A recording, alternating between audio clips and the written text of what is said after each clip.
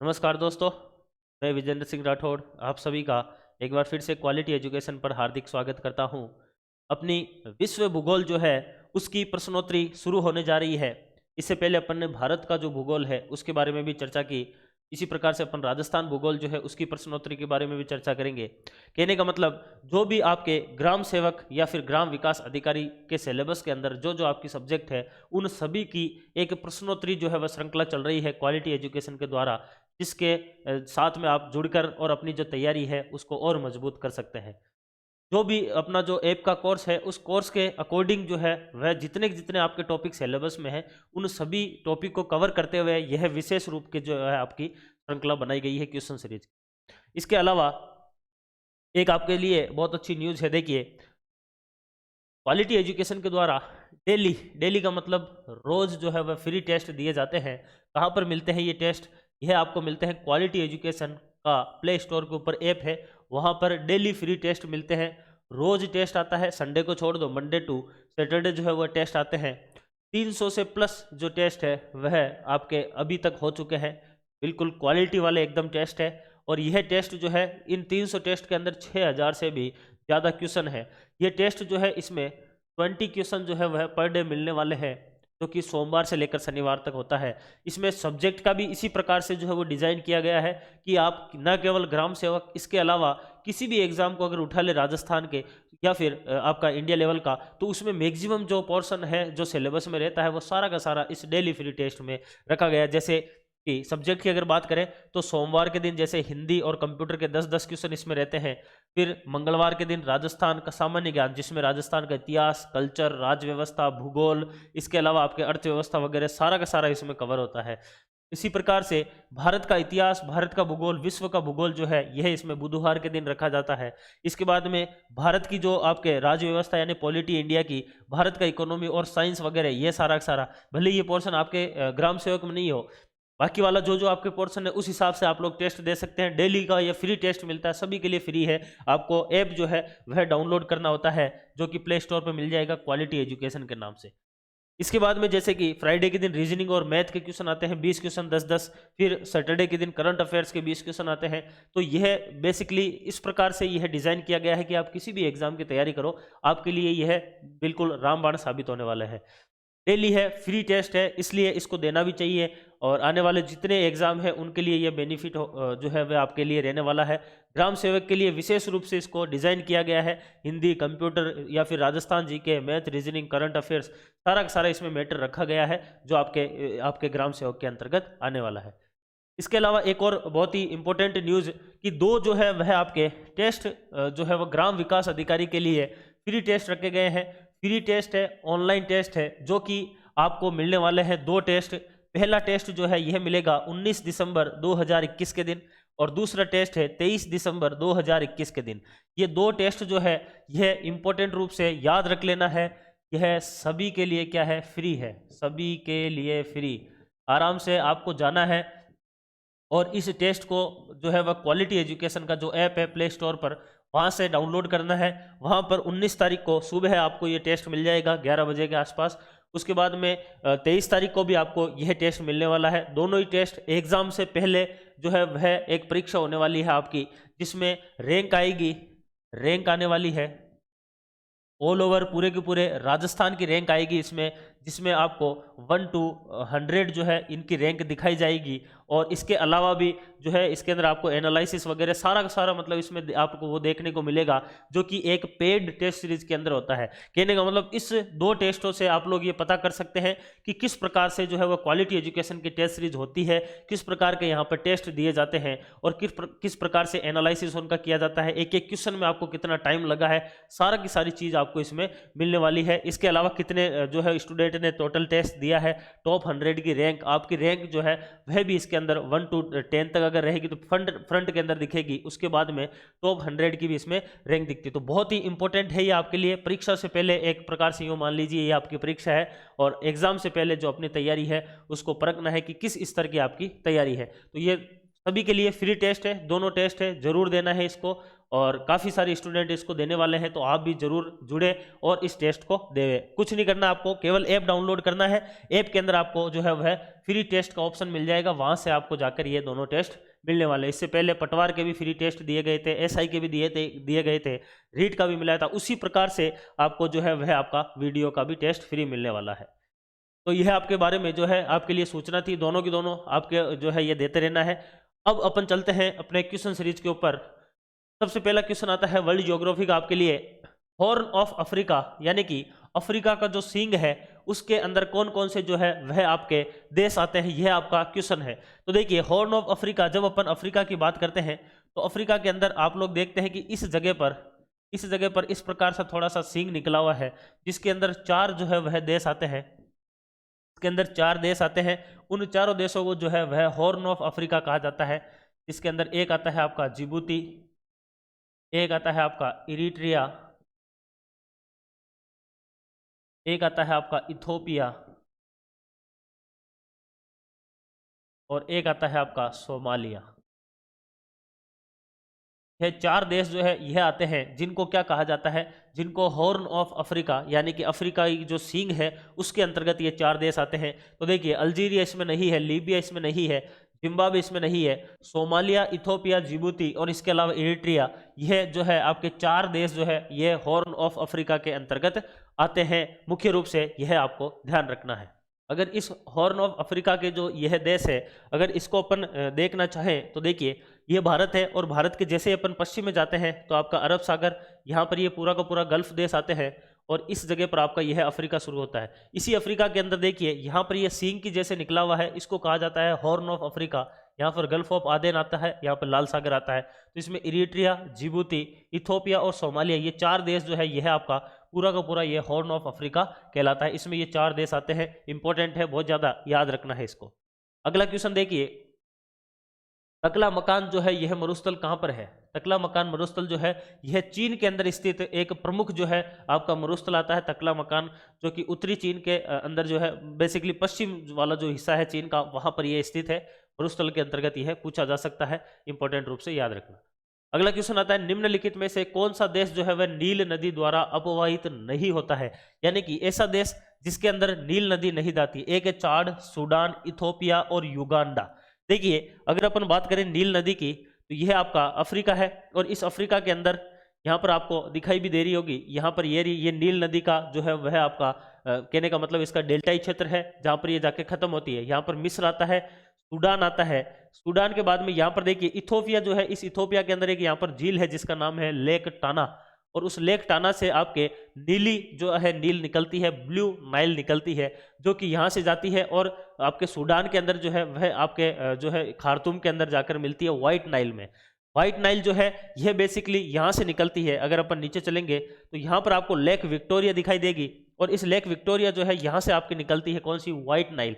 ये White Nile जो है ये यहाँ से निकलती है तो युगांडा में ये प्रवाहित होती है। युगांडा के बाद में साउथ सूडान यानी दक्षिणी सूडान में जाती है, और दक्षिणी सूडान में बहती हुई ये यहाँ पर आती है आपके सूडान की जो राजधानी है खार्तूम, वहाँ पर आकर जो है ये दोनों की दोनों मिलती है आपके ब्लू नाइल और व्हाइट नाइल। ये दोनों की दोनों यहाँ पर मिलती है, जहाँ पर जो है बेसिकली इसका बीच का जो रीजन है ब्लू नाइल एवं व्हाइट नाइल का, उसको गजीरा दोआब के नाम से भी जाना जाता है। तो देखिए जब नील नदी के नाम आता है तो कौन कौन से देश इसमें आते हैं? ब्लू नाइल के हिसाब से तो इसमें इथोपिया भी आता है, बाकी व्हाइट नाइल के हिसाब से जो है इसके अंदर आपका युगांडा आता है, मुख्य रूप से युगांडा, साउथ सूडान, इसके अलावा सूडान जो है ये इसमें आते हैं। इसके बाद में यहाँ पर मिस्र आता है। तो कहने का मतलब यहाँ पर देखिए सूडान, इथोपिया, इथोपिया के अंदर तो आएगी वैसे ब्लू नाइल, और युगांडा तो आएगी जहाँ पे लेक विक्टोरिया तो वहां से निकल रही है, सूडान आएगी जिसमें खार्तूम के अंदर ब्लू नाइल एवं व्हाइट नाइल दोनों मिलती है। चाड जो है इसके अंदर यह नहीं जाती है। यहाँ पर देखेंगे इसी सूडान के पास में यहाँ पर चाड स्थित है, तो इस चाड के अंदर जो है ये यहाँ पर रह गई आपकी नील नदी, तो इस चाड के अंदर ये नदी नहीं जाती है। इस हिसाब से इसके अंदर चाड में यह अपवाहित क्षेत्र नहीं होगा, तो इसका सही उत्तर जो है वह 1 नंबर हो जाएगा। अगला क्वेश्चन आता है दक्षिण पूर्वी एशिया में निम्न में से कौन सा स्थल अवरुद्ध देश जो है वह है?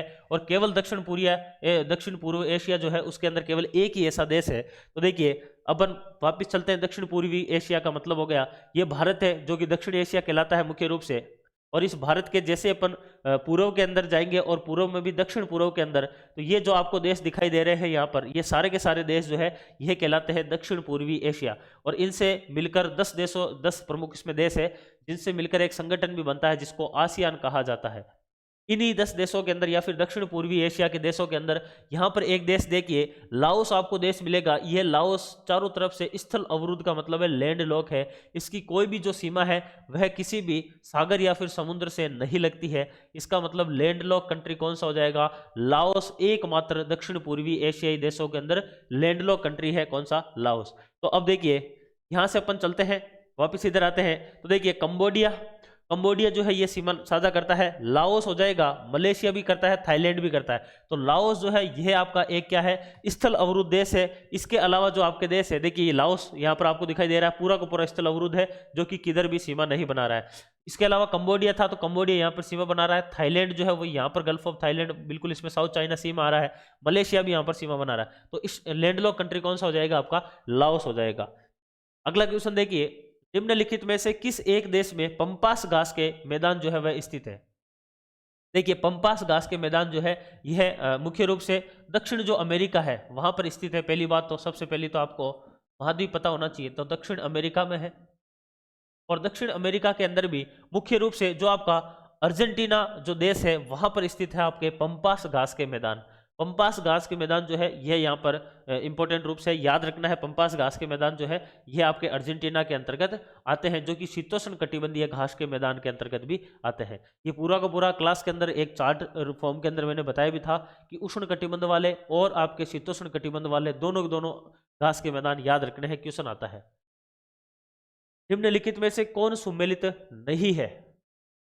एक तरफ आपको ये जो है मरुस्थल दे रखे हैं और एक तरफ आपको जो है वह संबंधित देश दे रखा है। देखिए सोनोरन मरुस्थल संयुक्त राज्य अमेरिका के अंदर स्थित है। सोनोरन मरुस्थल बिल्कुल यह है, मैं बताया भी था वहां पर, तो यह एकदम सही सुमेलित है। टकला मकान अभी अपन ने देखा था चीन के अंदर स्थित है। उसके बाद में कराकुम जो है यह तुर्कमेनिस्तान में है, बिल्कुल वहां पर स्थित है। गिब्सन जो है, यह गिब्सन मरुस्थल जो है यह आपका ब्राजील में नहीं है। गिब्सन जो है, ग्रेट सैंडी गिब्सन वगैरह, ये सारे के सारे कहां पर है? ऑस्ट्रेलिया के अंदर स्थित है। तो इसका सही उत्तर यहाँ पर ऑस्ट्रेलिया होना चाहिए, ऑस्ट्रेलिया। इस हिसाब से जो है वह इसका डी एकदम राइट आंसर हो जाएगा।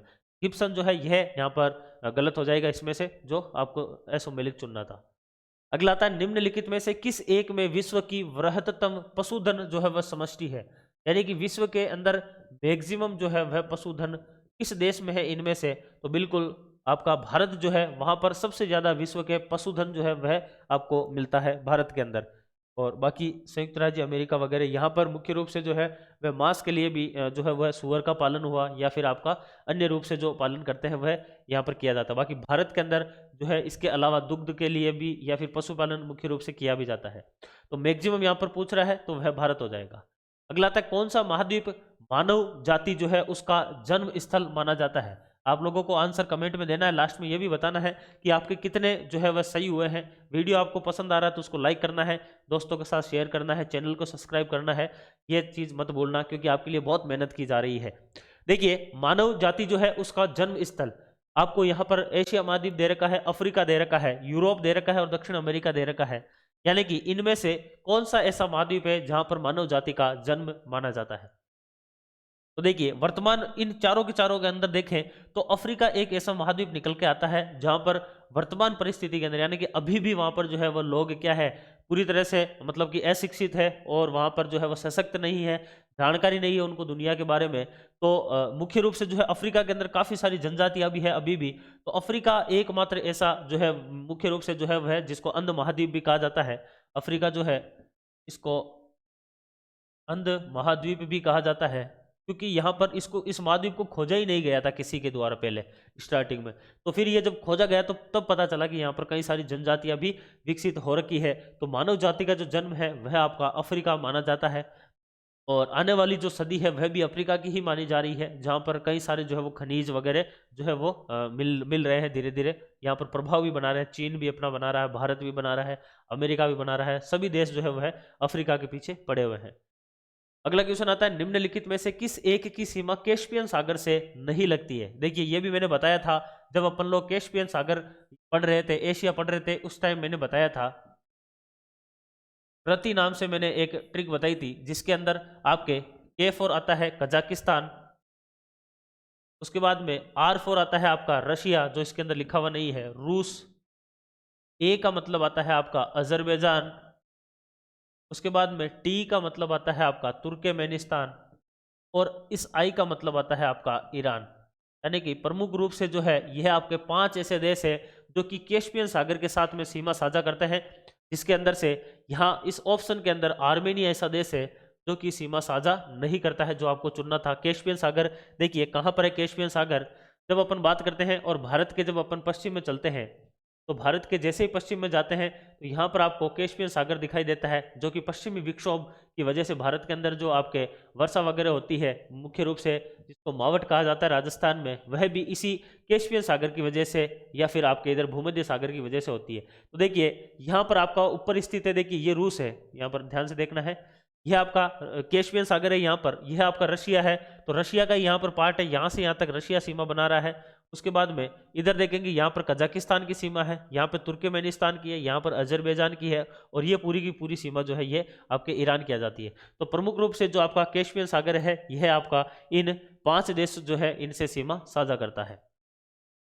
अगला क्वेश्चन आता है, विश्व में सबसे ऊंचा जो है वह आपका जलप्रपात कौन सा है? विश्व का सबसे ऊंचा जलप्रपात अपन लोगों ने पढ़ा था कि जब अपन पढ़ रहे थे दक्षिणी अमेरिका, दक्षिण अमेरिका जब पढ़ी थी, दक्षिण अमेरिका जब माध्यम पढ़ा था, तो उसके अंदर एक केरो नदी मैंने बताई थी, और उस केरो नदी के ऊपर बेसिकली वेनेजुएला के अंदर, वेनेजुएला के अंदर केरो नदी के ऊपर आपका एंजिल जलप्रपात जो है यह स्थित था, जो कि विश्व का सबसे ऊंचा जो है वह जलप्रपात के रूप में जाना जाता है, एंजिल जलप्रपात। यह मुख्य रूप से याद रखना है, बहुत इंपॉर्टेंट है। अगला क्वेश्चन आता है, एंजिल जलप्रपात जो है वो किस नदी पर है? देखिए अभी अपन ने पीछे क्वेश्चन किया था, वहीं से ही एक क्वेश्चन बन जाता है। केरोनी नदी या फिर केरो नदी भी इसको कहा जाता है, केरो नदी या फिर केरोनी। इस केरोनी या फिर केरो नदी के ऊपर आपका एंजिल जलप्रपात बना हुआ है, वेनेजुएला के अंदर यह देखने को मिलता है। और ओरिनाको जो है यह प्रमुख नदी है, यानी कि कहने का मतलब ये तो हो जाती है आपके प्रमुख नदी ओरिनाको। इस ओरिनाको के अंदर आके आपके एक नदी मिलती है, और उस नदी का नाम आता है केरोनी या फिर केरो नदी। और इस केरो नदी जो है इसके ऊपर आपका बना हुआ है यहाँ पर एंजिल जलप्रपात। ये इस प्रकार से जो है वह आपको याद रखना होता है। तो यहाँ से देखिए 1 मिनट अगर आपको देखना भी चाहिए चाहते हैं अगर आप, तो अभी मैं बता देता हूँ। देखिए भारत के जैसे पर अगर अपन पूर्व में चलते हैं तो ये प्रशांत महासागर है पूरा का पूरा, और इस प्रशांत महासागर में उत्तरी अमेरिका के नीचे चलेंगे तो दक्षिण अमेरिका आएगा। इसी दक्षिण अमेरिका के अंदर जब अपन यहाँ पर आते हैं वेनेजुएला में, तो वेनेजुएला के अंदर यहाँ पर आपको जो है यह ओरिनाको नदी, ये प्रमुख नदी है ओरिनाको, और इस ओरिनाको नदी के अंदर आके आपके कौन सी नदी मिलती है?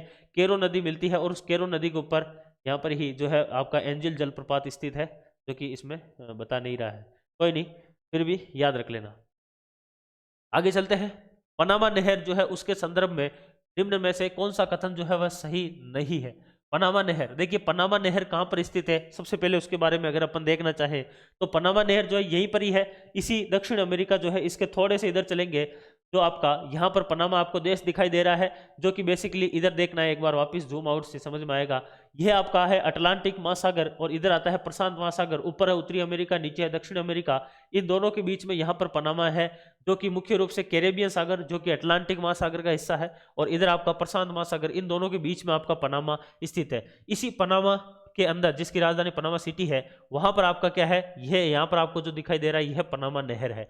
यह पनामा नहर कैरेबियन सागर या फिर यूँ कह सकते हैं कि अटलांटिक जो सागर है उसको जोड़ रहा है पनामा सागर, या फिर यूँ कह सकते हैं प्रशांत महासागर से। पनामा नहर लगभग इसकी लंबाई जो है वह 64 किलोमीटर के आसपास आती है, और यह नहर जो है यह मुख्य रूप से बनाई गई थी, कृत्रिम नहर है यह।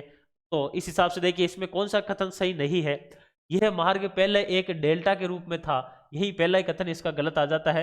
ये डेल्टा के रूप में नहीं था, ये सामान्य था, इसको जो है वो तोड़कर जो है एक नहर का रूप दिया गया था आपके पनामा नहर को, तो यह तो इसका गलत कथन है। बाकी यह संसार का 25% व्यापार जो है वो इस नहर से होता है, बिल्कुल एकदम सही है। यह नहर अटलांटिक महासागर जो है उसको प्रशांत महासागर जो है उससे मिलाती है, यह भी एकदम सही है। और इस मार्ग की लंबाई जो है वह आपके 64 किलोमीटर है, यह भी एकदम सही है। तो ये बाकी तीनों के तीनों कथन सही है। बाकी इसके बारे में यह गलत है कि ये डेल्टाई क्षेत्र नहीं था, ये पहले सामान्य था जिसको एक नहर का रूप दिया गया था। अगला आता है निम्नलिखित में से कौन जो है वह सुमेलित नहीं है। देखिए विश्व का सबसे ऊंचा जलप्रपात, विश्व का सबसे ऊंचा जलप्रपात टुगेला जलप्रपात। अभी अभी 2-3 क्वेश्चन पहले ही पढ़े थे कि विश्व का सबसे ऊंचा जलप्रपात कौन सा है, वह है एंजिल जलप्रपात, जो कि कैरो नदी के ऊपर दक्षिण अमेरिका में स्थित है। तो इस हिसाब से यहाँ पर आपका यही गलत हो गया, क्योंकि इसका आंसर होना चाहिए यहाँ पर एंजिल होगा एकदम सही। तो यह तो इसका गलत पूछ रहा है आपको, सुमेलित नहीं है, तो यह तो आपका गलत हो गया। बाकी फैक्ट आपके काम आएंगे। विश्व की सबसे बड़ी ताजे जल की झील कौन सी है, तो यह है आपकी सुपीरियर झील, अमेरिका के अंदर स्थित है। विश्व की सबसे बड़ी जो है वह आपके मीठे पानी की झील है, या यो भी कहे विश्व की दूसरी सबसे बड़ी झील है। कैस्पियन सागर विश्व की सबसे बड़ी झील है जो खारी है, और विश्व की दूसरी सबसे बड़ी है सुपीरियर, जो कि विश्व की सबसे बड़ी मीठी झील के रूप में भी जानी जाती है। अगला है इसमें विश्व की सबसे ऊंची नौगम्य झील। देखिए लेक टिटिकाका, यहां पर अपन लोगों ने पढ़ा था। देखिए इसी के अंदर दक्षिणी अमेरिका के अंदर यहां पर आता है आपका एक देश जिसका नाम आता है बोलीविया। इस जगह पर देखना, यह रहा बोलीविया, और इस बोलीविया और आपके पेरू के बीच में यहां पर लेक टिटिकाका स्थित है, जो कि विश्व की सबसे ऊंची नौगम्य झील है, यानी जिसके अंदर नाव चल रही है, नाव चलती है, वह आती है आपके लेक टिटिकाका, जो कि बोलीविया और आपके इसके बीच में स्थित है, आपके पेरू के बीच में। तो टिटिकाका झील जो है यह आपका मुख्य रूप से जो है वो बोलीविया में है, बोलीविया, जो कि विश्व की सबसे ऊंची नौगम्य झील आती है। उसके बाद में विश्व की दूसरी सबसे गहरी झील जो कौन सी है, आपकी टेंगानिका झील है, बिल्कुल एकदम सही है। विश्व की अगर सबसे गहरी पूछी जाए आपको तो लेक बेकाल जो है वह आती है। बेकाल झील जो है ये विश्व की सबसे गहरी झील है, जो कि रूस के अंदर स्थित है।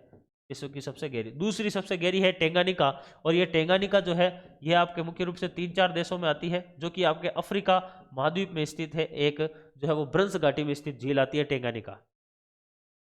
अगला क्वेश्चन देखिए, तीव्रगामी रेलों के लिए निर्मित भूमिगत यूरो सुरंग जो है यह किसके जो है किन देशों को जोड़ने के लिए यूरो सुरंग बनाया गया। बेसिकली जब अपन बात करते हैं ग्रेट ब्रिटेन, जो कि ऊपर में स्थित है आपका ग्रेट ब्रिटेन के रूप से के नाम से जाना जाता है, जिसमें एक नीचे की साइड देश आता है जिसका नाम है इंग्लैंड। बेसिकली ग्रेट ब्रिटेन, या फिर यूं कह सकते हैं यूके जो है, यूके में तो बेसिकली 4 आ जाते हैं, जिसमें इंग्लैंड, वेल्स, आयरलैंड, आपका स्कॉटलैंड और उत्तरी आयरलैंड, ये 4 आते हैं। इसको ग्रेट ब्रिटेन कहा जाता है। इसी के अंदर इंग्लैंड जो है, इस इंग्लैंड की बात करें तो इसके नीचे यहाँ पर आपका फ्रांस स्थित है।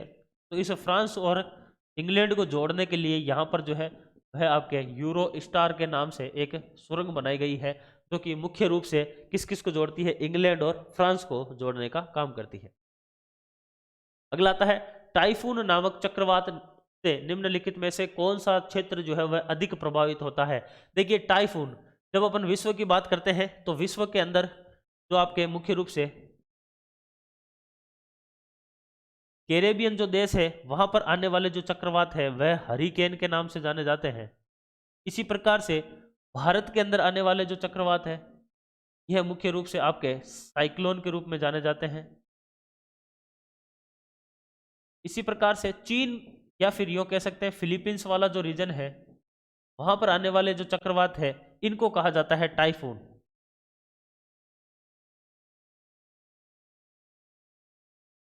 को कहा जाता है टाइफून।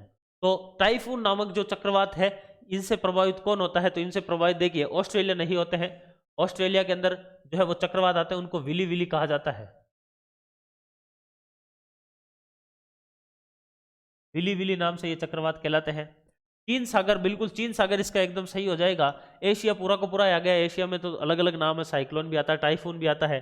और अमेरिका के अंदर भी जो आपका सेंट्रल अमेरिका मुख्य रूप से वेस्ट इंडीज वाला रीजन, कैरेबियाई देशों का, वहां पर इसको हरिकेन के नाम से जाना जाता है। तो इसका चीन सागर जो है वह एकदम सही उत्तर होगा। अगला आता है कालीमंथन जिस द्वीप का अंग है। देखिए ये अपन ने चर्चा भी की थी क्लास के अंदर। एक बोर्नियो द्वीप आता है, बोर्नियो द्वीप आता है। ये बोर्नियो द्वीप देखिए कहां पर स्थित है। ये बोर्नियो द्वीप जो है ये मुख्य रूप से दक्षिण पूर्वी जो एशियाई देश है उनके अंदर आपका स्थित है। यहाँ पर देखिए दक्षिण पूर्वी एशियाई देशों के अंदर ये जो आपको द्वीप दिखाई दे रहा है ये है बेसिकली आपका बोर्नियो द्वीप। और इस बोर्नियो द्वीप जो है इसके अंदर आपका यहाँ पर जो है ब्रुनेई एक देश आता है। इस बोर्नियो द्वीप के ऊपर 3 देशों का हिस्सा आता है। इस पे ब्रुनेई तो एक अलग से देश स्थित है। इसके अलावा इसके ऊपर मलेशिया का हिस्सा भी आता है, इसके ऊपर इंडोनेशिया के भी हिस्सा आता है। तो इंडोनेशिया जो है, इस इंडोनेशिया का जो है वो कालीमंतान के नाम से जो है यहाँ पर क्या स्थित है, जो है बेसिकली स्टेट के रूप में स्थित है। तो कालीमंतन जो है यह आपका इंडोनेशिया का हिस्सा है बेसिकली, और इंडोनेशिया का ये जो हिस्सा है यह कहां पर स्थित है, यह बोर्नियो द्वीप पर स्थित है, जो कि आपका कालीमंतन जो है वो आ जाता है। तो किस द्वीप का अंग है, बोर्नियो का अंग है ये। निम्नलिखित में नदियों में से कौन सी जो है वह सबसे लंबी है? देखिए इनमें से सबसे लंबी नदी अगर आपको पूछे तो अमेजन नदी जो है वह सबसे लंबी होगी, जो कि आपके दक्षिण अमेरिका के अंदर स्थित है, और विश्व के अंदर सबसे बड़ा अफवाह तंत्र रखने वाली नदी के रूप में भी यह जानी जाती है। सबसे बड़ा बेसिन आता है अमेजन बेसिन। मेक्सिको जो देश है ये स्थित है, देखिए सीधा सा क्वेश्चन है, बिल्कुल इजी क्वेश्चन है। मेक्सिको कहां पर स्थित है? उत्तरी अमेरिका वाला जो रीजन है, उस उत्तरी अमेरिका के अंदर अगर आप देखते हैं तो उत्तरी अमेरिका के अंदर यहां पर आपको दिखाई देगा एक, जैसे कि यहां पर आता है कनाडा, और इधर आ जाता है आपका जो है अलास्का वाला पार्ट, जो कि आपका यूएसए का ही आता है, और यहाँ पर यूएसए के जस्ट नीचे जो है वह आपका मेक्सिको स्थित है। और मेक्सिको जो है यह उत्तरी अमेरिका महाद्वीप जो है उसका ही हिस्सा के रूप में आता है। तो अफ्रीका का नहीं होगा, यूरोप का नहीं होगा, दक्षिण अमेरिका का नहीं है, उत्तरी अमेरिका महाद्वीप का ही हिस्सा है आपका मेक्सिको, जो कि अमेरिका के नीचे, यूएसए के नीचे स्थित है बेसिकली। अगला आता है दक्षिण अमेरिका में खनिजों का भंडार जो है किस क्षेत्र को माना जाता है? दक्षिण अमेरिका की बात हो रही है। दक्षिण अमेरिका के अंदर पेटागोनिया का पठार आता है, जो कि बेसिकली आपका अर्जेंटीना के अंदर स्थित है। अर्जेंटीना के अंदर स्थित है आपका पेटागोनिया का पठार आता है, जो कि कहां पर स्थित है? दक्षिणी अमेरिका में स्थित है, जो कि दक्षिण अमेरिका का खनिजों का क्या कहलाता है? भंडार कहलाता है। यहाँ पर टिन भी मिलता है, काफी जो है वो यहाँ पर खनिज मिलते हैं, इसी वजह से इसको खनिजों का भंडार कहा जाता है। भूमध्य रेखा निम्नलिखित में से किस देश से होकर नहीं गुजरती है?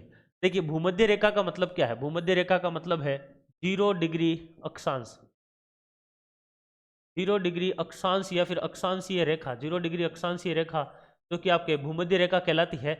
यह भूमध्य रेखा कहां से नहीं गुजरती है? देखिए ब्राजील, इंडोनेशिया, मेक्सिको और केन्या। तो यहां पर अपने को 1 मिनट के लिए आना है, अभी 1 मिनट में आप समझ जाएंगे। देखिए सबसे पहले अपन पहुंचते हैं दक्षिण अमेरिका के अंदर। देखिए दक्षिण अमेरिका की जब अपन बात करते हैं तो यहाँ पर देखिए वापस वो आपके मेक्सिको भी क्लियर हो जाएगा। ये रहा उत्तरी अमेरिका। उत्तरी अमेरिका के अंदर इस यूएसए के नीचे, यूनाइटेड स्टेट्स के नीचे ही मेक्सिको स्थित है। अब देखिए यहाँ से जाती है आपके जो भूमध्य रेखा है वह जाती है ब्राजील से होते हुए, यहाँ से जाती है भूमध्य रेखा। तो मेक्सिको तो ऊपर रह गया। अब देखिए इसमें ब्राजील भी आ गया, और जैसे ही इस ब्राजील से अपन आगे बढ़ेंगे तो इधर आ जाएगा आपका कौन सा देश? इधर आ जाएगा आपका यह अफ्रीका आ जाएगा, पूरा का पूरा महाद्वीप। अब देखिए इसमें विकल्प के हिसाब से देखें तो कीनिया या फिर केन्या, मेक्सिको ऊपर रह गया, यानी मेक्सिको से तो ये गुजरती नहीं है 101%। बाकी ब्राजील से ये गुजर रही है, और एक है आपका केन्या और इंडोनेशिया। तो ब्राजील से उधर गुजर ही रही है, ब्राजील से गुजरती हुई है यहाँ से पूरा का पूरा जो आपका Dominic republic of Congo, Uganda, Kenya, Somalia, यहाँ से गुजरते हुए, यानी कि इसमें केन्या भी आ जाता है, और फिर यहाँ से गुजरते गुजरते ये कहाँ पर आती है? आपके इस इंडोनेशिया वाले पार्ट से भी यह गुजरती है। यानी कि इन चारों विकल्प के अंदर से मेक्सिको ऐसा देश है जिससे कि आपके 0 डिग्री जो आपके अक्षांशीय रेखा या भूमध्य रेखा वह नहीं गुजरती है।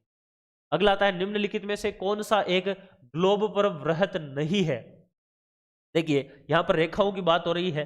अपन जब पृथ्वी को बांटते हैं तो पृथ्वी को आडी रेखाओं पर अगर बांटा जाता है तो यह कहलाती है आपके अक्षांशीय रेखाएं, यह कहलाती है आपके अक्षांशीय रेखा।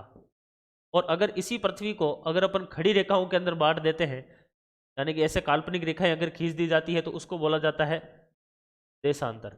यह मुख्य रूप से 0 डिग्री बिल्कुल बीचों बीच होता है इसका, और इधर भी 0 डिग्री बिल्कुल बीचों बीच होता है। इसको तो ऐसे नापा जाता है, ये 0 डिग्री बिल्कुल बीच में, जो कि लंदन के अंदर स्थित है, लंदन के अंदर आपके इंग्लैंड में, और वहां पर एक ऑब्जर्वेटरी बनी हुई है जिसका नाम है ग्रीनविच। इसी वजह से 0 डिग्री जो देशांतर है इसको ग्रीनविच या फिर ग्रीनविच मीन जो आपके लाइन है वह भी कहा जाता है, GMT, ग्रीनविच मीन टाइम, और इसको ग्रीनविच रेखा भी कहा जाता है। 0 डिग्री जो है यह भूमि के बिल्कुल मध्य में, इसलिए इसको भूमध्य रेखा कहा जाता है। मकर रेखा भी इसको कहा जाता है, ठीक है ना। ये 0 डिग्री को कहा जाता है अक्षांशीय रेखा को, और ये चलती है इस प्रकार से, ये चलती है ऐसे, जैसे कि ये 0 डिग्री है, यहाँ से फिर होगा 23.5 डिग्री, ये 23.5 डिग्री आएगा, 23.5 डिग्री आते ही यह कर्क रेखा बन जाएगी, ठीक है ना। इसके बाद में और ऊपर जाएंगे तो ये 90 डिग्री आ जाएगा, जो कि उत्तरी ध्रुव बन जाएगा, नॉर्थ पोल बन जाएगा। इसी प्रकार से नीचे आएंगे 23.5 डिग्री, तो 23.5 डिग्री नीचे आते ही मकर रेखा बन जाएगी, और इसमें नीचे आएंगे तो ये यहाँ पर आपका 90 डिग्री बन जाएगा, साउथ पोल बन जाएगा। इस प्रकार से जो है ये आपके अक्षांशीय विस्तार होता है। यहाँ पर 0 डिग्री है, फिर ये 1 डिग्री, 2 डिग्री, 3 डिग्री, इस प्रकार से जाएंगे। यहाँ पर 82.5 डिग्री के ऊपर क्या आ जाएगा आपका इंडियन स्टैंडर्ड टाइम यानी IST आ जाता है 82.5 पर। फिर वापस ये घूमता जाता है ऐसे। तो टोटल देशांतर रेखाएं कितनी है, 360 जो है वो आपके टोटल देशांतर रेखाएं होती है। अब ये बोल रहा है कि कौन सा व्रत नहीं है। देखिए विषुवत रेखा, इसी भूमध्य रेखा, मकर रेखा, इसी को ही कहा जाता है विषुवत रेखा, भी इसी को ही कहते हैं। तो विषुवत रेखा तो बिल्कुल होगी, 0 डिग्री जो अक्षांश है यही आपकी विषुवत रेखा के नाम से भी जानी जाती है, तो यह तो बिल्कुल है।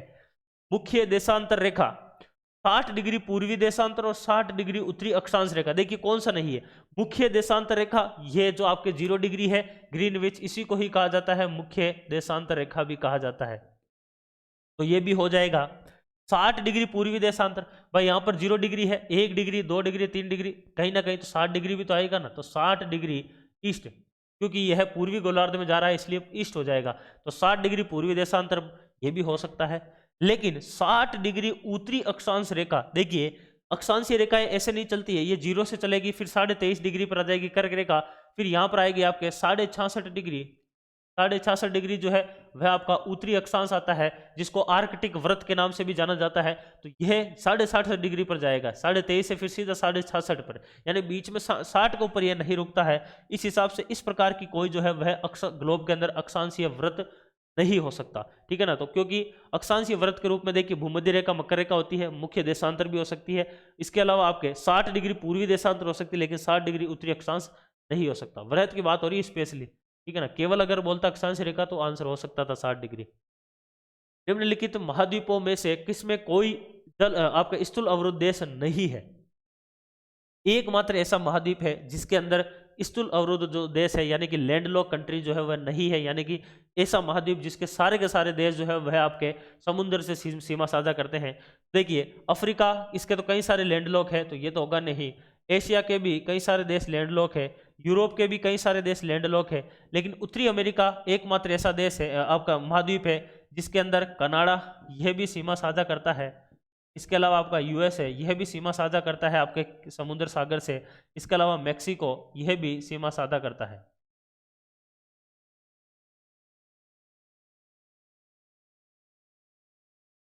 तो कहने का मतलब हो गया कि ये तीनों प्रमुख रूप से इसमें देश आते हैं, बाकी इसके अलावा तो नीचे सेंट्रल अमेरिका वाला आते हैं, वो तो है ही, वो तो सारे के सारे दोनों साइड ही सीमा साझा कर रहे हैं। तो यहाँ पर अगर आप देखना चाहो 1 मिनट में देख लीजिए। देखिए पृथ्वी की अगर अपन बात करें तो जैसे अपन इंडिया के पूर्व में चलते हैं, तो इंडिया के पूर्व में यहाँ पर आपको उत्तरी अमेरिका देखने को मिलता है, और इसी उत्तरी अमेरिका में देखिए ये आपका पूरा का पूरा कनाडा है, ये यहाँ पर पूरी चारों तरफ भी सीमा साझा कर रहा है। इसके बाद में यहाँ पर जो है ये आपका USA स्थित है, USA भी सीमा साझा कर रहा है, इधर भी कर रहा है, इधर भी कर रहा है। इसके नीचे मेक्सिको है, मेक्सिको भी सीमा साझा कर रहा है समुद्र से, यानी लैंडलॉक कंट्री जो है वो एक भी नहीं है उत्तरी अमेरिका महाद्वीप के अंदर। अगला क्वेश्चन आता है सदाबहार वर्षा वन जो है वह कहाँ पर मिलते हैं। ऑस्ट्रेलिया के अंदर तो बिल्कुल मरुस्थल है, यहाँ पर तो कुछ मिलना ही नहीं है। कनाडा के अंदर बर्फबारी होती रहती है, यहाँ पे भी नहीं मिलेगा। फ्रांस के अंदर भी नहीं मिलेगा।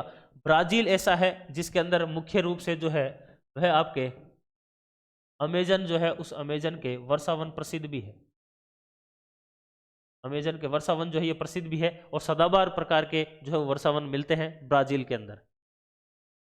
अगला देखिए, एक आपको कथन दे रखा है और एक आपको कारण दे रखा है। संसार में उत्तरी अटलांटिक नौ परिवहन मार्ग सबसे अधिक व्यस्ततम समुद्री मार्ग है। अपन ने लास्ट क्लास में देखा था, वर्ल्ड ज्योग्राफी में अंतर्राष्ट्रीय जो जलमार्ग थे उनके ऊपर चर्चा की थी, और तब मैंने बताया था कि उत्तरी अटलांटिक जो आपका नौ परिवहन मार्ग है, यानी कि जो उत्तरी अटलांटिक जो कि USA वगैरह यानी कि उत्तरी अमेरिका को यूरोप वाले देशों से जोड़ते हैं, पश्चिम यूरोप वालों से, वह उत्तरी अटलांटिक नौ परिवहन मार्ग कहलाता है, जो कि विश्व में सबसे अधिकतम व्यस्ततम समुद्री मार्ग है। बिल्कुल यह कथन एकदम सही है। क्या इसका कारण भी इसके रिलेटेड आता है? देखिए वह इसके बाद में आपको क्यों लगा के पढ़ना है, जैसे कि संसार में उत्तरी अटलांटिक नौ परिवहन मार्ग सबसे अधिक व्यस्त समुद्री मार्ग है क्योंकि वह दो मुख्य औद्योगिक क्षेत्रों को जोड़ता है। तो बिल्कुल इसका कारण यही बन रहा है क्योंकि दो बड़े औद्योगिक क्षेत्र, जिसमें एक तो यूरोप के भी पश्चिमी देश वाले जो है यूरोप वाले वह, और उत्तरी अमेरिका जो दूसरा इसके भाग आता है जिसके अंदर अमेरिका वगैरह या फिर कनाडा वगैरह इनको जोड़ता है, तो यह दोनों क्षेत्रों को जोड़ता है। इसी वजह से यह क्या है आपका पूरी तरह से क्या रहता है, व्यस्ततम। देखिए कहां पर बात हो रही है, यह आपको ग्लोब के अंदर दिखाई देगा कि यहाँ पर जो है ये पूरा का पूरा अटलांटिक महासागर है, ये दक्षिण का है और यह उत्तर का अटलांटिक है। तो यहाँ पर बात हो रही है उत्तरी अटलांटिक नौ परिवहन मार्ग, जो कि यह उत्तरी अटलांटिक नौ परिवहन मार्ग है। तो इधर देखिए यह उत्तरी अमेरिका के देश है जिसमें अमेरिका, कनाडा, मेक्सिको वगैरह जैसे देश है, और इधर यूरोप के पश्चिमी यूरोप वाले देश है जिसमें इंग्लैंड वगैरह, फ्रांस हुआ या फिर आपका पुर्तगाल, स्पेन वगैरह, इनसे जोड़ रहा है। तो ये पूरा का पूरा जो मार्ग है यह आपका उत्तरी अटलांटिक नौ परिवहन मार्ग कहलाता है। और यह मुख्य रूप से क्यों है सबसे ज्यादा व्यस्ततम, क्योंकि ये दो बड़े औद्योगिक जो आपके भाग हैं उनको जोड़ता है विश्व के। तो बिल्कुल यह एकदम कथन और कारण दोनों सही भी है और यह इनकी सही व्याख्या भी करता है। तो यहाँ पर इस क्वेश्चन में मिस्टेक हुई है, करेक्शन कर लेना है, सही व्याख्या या तो यहाँ पर जोड़ दो नहीं, क्योंकि आपका आंसर जो है वह तो बनने वाला तो यही है कि यह सही व्याख्या भी करता है और कथन और कारण दोनों सही है। यहाँ पे टाइपिंग मिस्टेक नहीं, लिख लेना बस। अगला देखिए, अगला आता है आपका बरमूडा त्रिकोण। बरमूडा ट्राइंगल की बात हो रही है, निम्नलिखित स्थानों में से किन तक विस्तृत है। देखिए अपन ने बात की थी बरमूडा ट्राइंगल की, जो कि अटलांटिक, उत्तरी अटलांटिक या फिर मध्य अटलांटिक जो ओशियन है वहां पर आपका जो है बरमूडा ट्राइंगल है, जो कि बरमूडा और फ्लोरिडा जो कि आपका अमेरिका का आता है, और इसके अलावा जो है प्यूर्टो रिको जो कि अमेरिका का पार्ट आता है, इनके बीच में जो है आपका फैल रखा है बरमूडा त्रिकोण। तो बरमूडा त्रिकोण जो है ये ऊपर की साइड तो है, इसके अंदर बरमूडा खुद आता है एक देश, इधर आपका जो है वह आपका आता है ये दक्षिणी फ्लोरिडा जो कि यूएसए का पार्ट है, और इधर ही एक आइलैंड आता है अमेरिका का जिसका नाम है प्यूर्टो रिको। इन तीनों के बीच का यह जो क्षेत्र है ये विशेष रूप से एक अलग ही गुरुत्वीय शक्ति रखता है, जिसके अंदर ऐसा माना जाता है कि अगर कोई जहाज या फिर कोई भी आपका व्यक्ति कुछ भी चीज़ अगर जाती है तो वह खो जाती है, वापस आती नहीं है, ऐसा माना जाता है। और अभी तक कई सारी चीज़ें इसमें खोई है। इसको कहा जाता है बरमूडा त्रिकोण या फिर बरमूडा ट्रायंगल, जो कि तीन प्रमुख क्षेत्रों के बीच में बरमूडा, दूसरा आता है दक्षिणी फ्लोरिडा और तीसरा आता है आपका प्यूर्टो रिको। तो इस हिसाब से इसमें देखिए दक्षिणी फ्लोरिडा बिल्कुल ये इसमें शामिल होगा बरमूडा के साथ में, एक आपका प्यूर्टो रिको आएगा ये भी शामिल होगा। हवाई द्वीप नहीं होगा, हवाई द्वीप समूह जो है यह यूएसए का ही द्वीप समूह है, जो कि मुख्य रूप से 50वां यहाँ पर 49वां या 50वां राज्य बनता था। टोटल 50 राज्य है यूएसए में, उसमें से एक राज्य है हवाई द्वीप जो कि आपके प्रशांत महासागर के साइड में पड़ता है। तो बरमूडा त्रिकोण के अंदर कौन कौन से हिस्सा हो जाएगा, बरमूडा, दक्षिण फ्लोरिडा और प्यूर्टो रिको, यानी 1 और 2, 2 नंबर एकदम इसका सही उत्तर है। अगला देखिए, ऑस्ट्रेलिया में स्थित काल गुरली जो है वह किसके लिए प्रसिद्ध है। काल गुरली और एक नाम आता है कूलगार्डी। काल गुरली और कूलगार्डी ये दोनों के दोनों ही प्रमुख क्षेत्र है ऑस्ट्रेलिया के अंदर, जो कि सोने के लिए यानी कि आपका जो गोल्ड है उसके लिए जाने जाते हैं, प्रमुख क्षेत्र के रूप में आते हैं काल गुरली और कूलगार्डी। वैसे औद्योगिक, विश्व के औद्योगिक क्षेत्र या फिर विश्व के जो आपके खनिज वाले जो क्षेत्र है ये आपके सिलेबस में नहीं है, पिछली बार यहाँ से क्वेश्चन भी नहीं पूछा गया था। फिर भी जो इंपॉर्टेंट रूप से हमेशा पूछे जाते हैं उनमें से अगर कोई सा अगर है आपका जो मैंने नहीं पढ़ाया फिर भी वो यहाँ पर आपको मिल जाएंगे क्वेश्चन के थ्रू। बाकी मैक्सिमम जो है वह आपके क्वेश्चन सिलेबस के अकॉर्डिंग ही है। अगला क्वेश्चन आता है, निम्नलिखित नदियों में से कौन सी विषुवत रेखा को 2 बार पार करती है। देखिए ऐसे क्वेश्चन कई बार आपको पूछे जाते हैं, और 2 बार पार करने वाली देखिए नाइजर, नील, अमेजन, जायरे। अब हो सकता है आप लोग बोलो कि नहीं ऐसी तो कोई सी नदी नहीं है इनमें से, तो ध्यान रखना है जायरे जो है यह बेसिकली, जायरे नदी जो है यह आपके कांगो नदी का ही दूसरा नाम है जायरे। ये जायरे एक देश है जिसको Dominic republic of Congo, DRC भी कहा जाता है। डोमिनिक रिपब्लिक ऑफ कांगो या फिर जायरे उसको कहा जाता है जिसके अंदर से कांगो नदी जो है वह प्रवाहित होती है। और ये कांगो नदी जो है यह भूमध्य रेखा यानी कि 0 डिग्री अक्षांश जो है इसको 2 बार काटती है आपके कांगो नदी। और मैंने बताया भी था इसके अंदर एक सहायक नदी आके मिलती है जिसका नाम था कसाई नदी, ये इसकी सहायक नदी आती है, कांगो नदी आ गई। इसी प्रकार से जो आपके कर्क रेखा होती है उस कर्क रेखा को, या फिर नीचे मकर आ जाएगी, मकर रेखा को 2 बार काटने वाली नदी आती है जिसका नाम आता है लिम्पोपो, लिम्पोपो नदी आती है। इसी प्रकार से कर्क रेखा जो है उसको भी 2 बार काटने वाली भारत के अंदर माही नदी अपन लोग पढ़ते हैं। तो इस हिसाब से प्रमुख रूप से जो है वह इसके अंदर यह नदियां आती है जो आपको ध्यान रखना है। तो कांगो नदी जो है यह आपके कांगो या जायरे यह विषुवत रेखा को 0 डिग्री भूमध्य रेखा अक्षांशीय रेखा को यह 2 बार काटती है। अगला आता है निम्न में से कौन शीतोष्ण जो है वह प्रकार का घास का मैदान नहीं है। देखिए घास के मैदान जो है वो दो प्रकार के होते हैं। अगर यह आपकी पृथ्वी है और इसमें यह 0 डिग्री भूमध्य रेखा है और इसके 23.5 डिग्री उत्तर के अंदर कर्क रेखा आती है और 23.5 डिग्री दक्षिण के अंदर मकर रेखा आती है। यहाँ पर यह पूरा का पूरा उत्तरी ध्रुव होता है, यह आपका दक्षिणी ध्रुव है।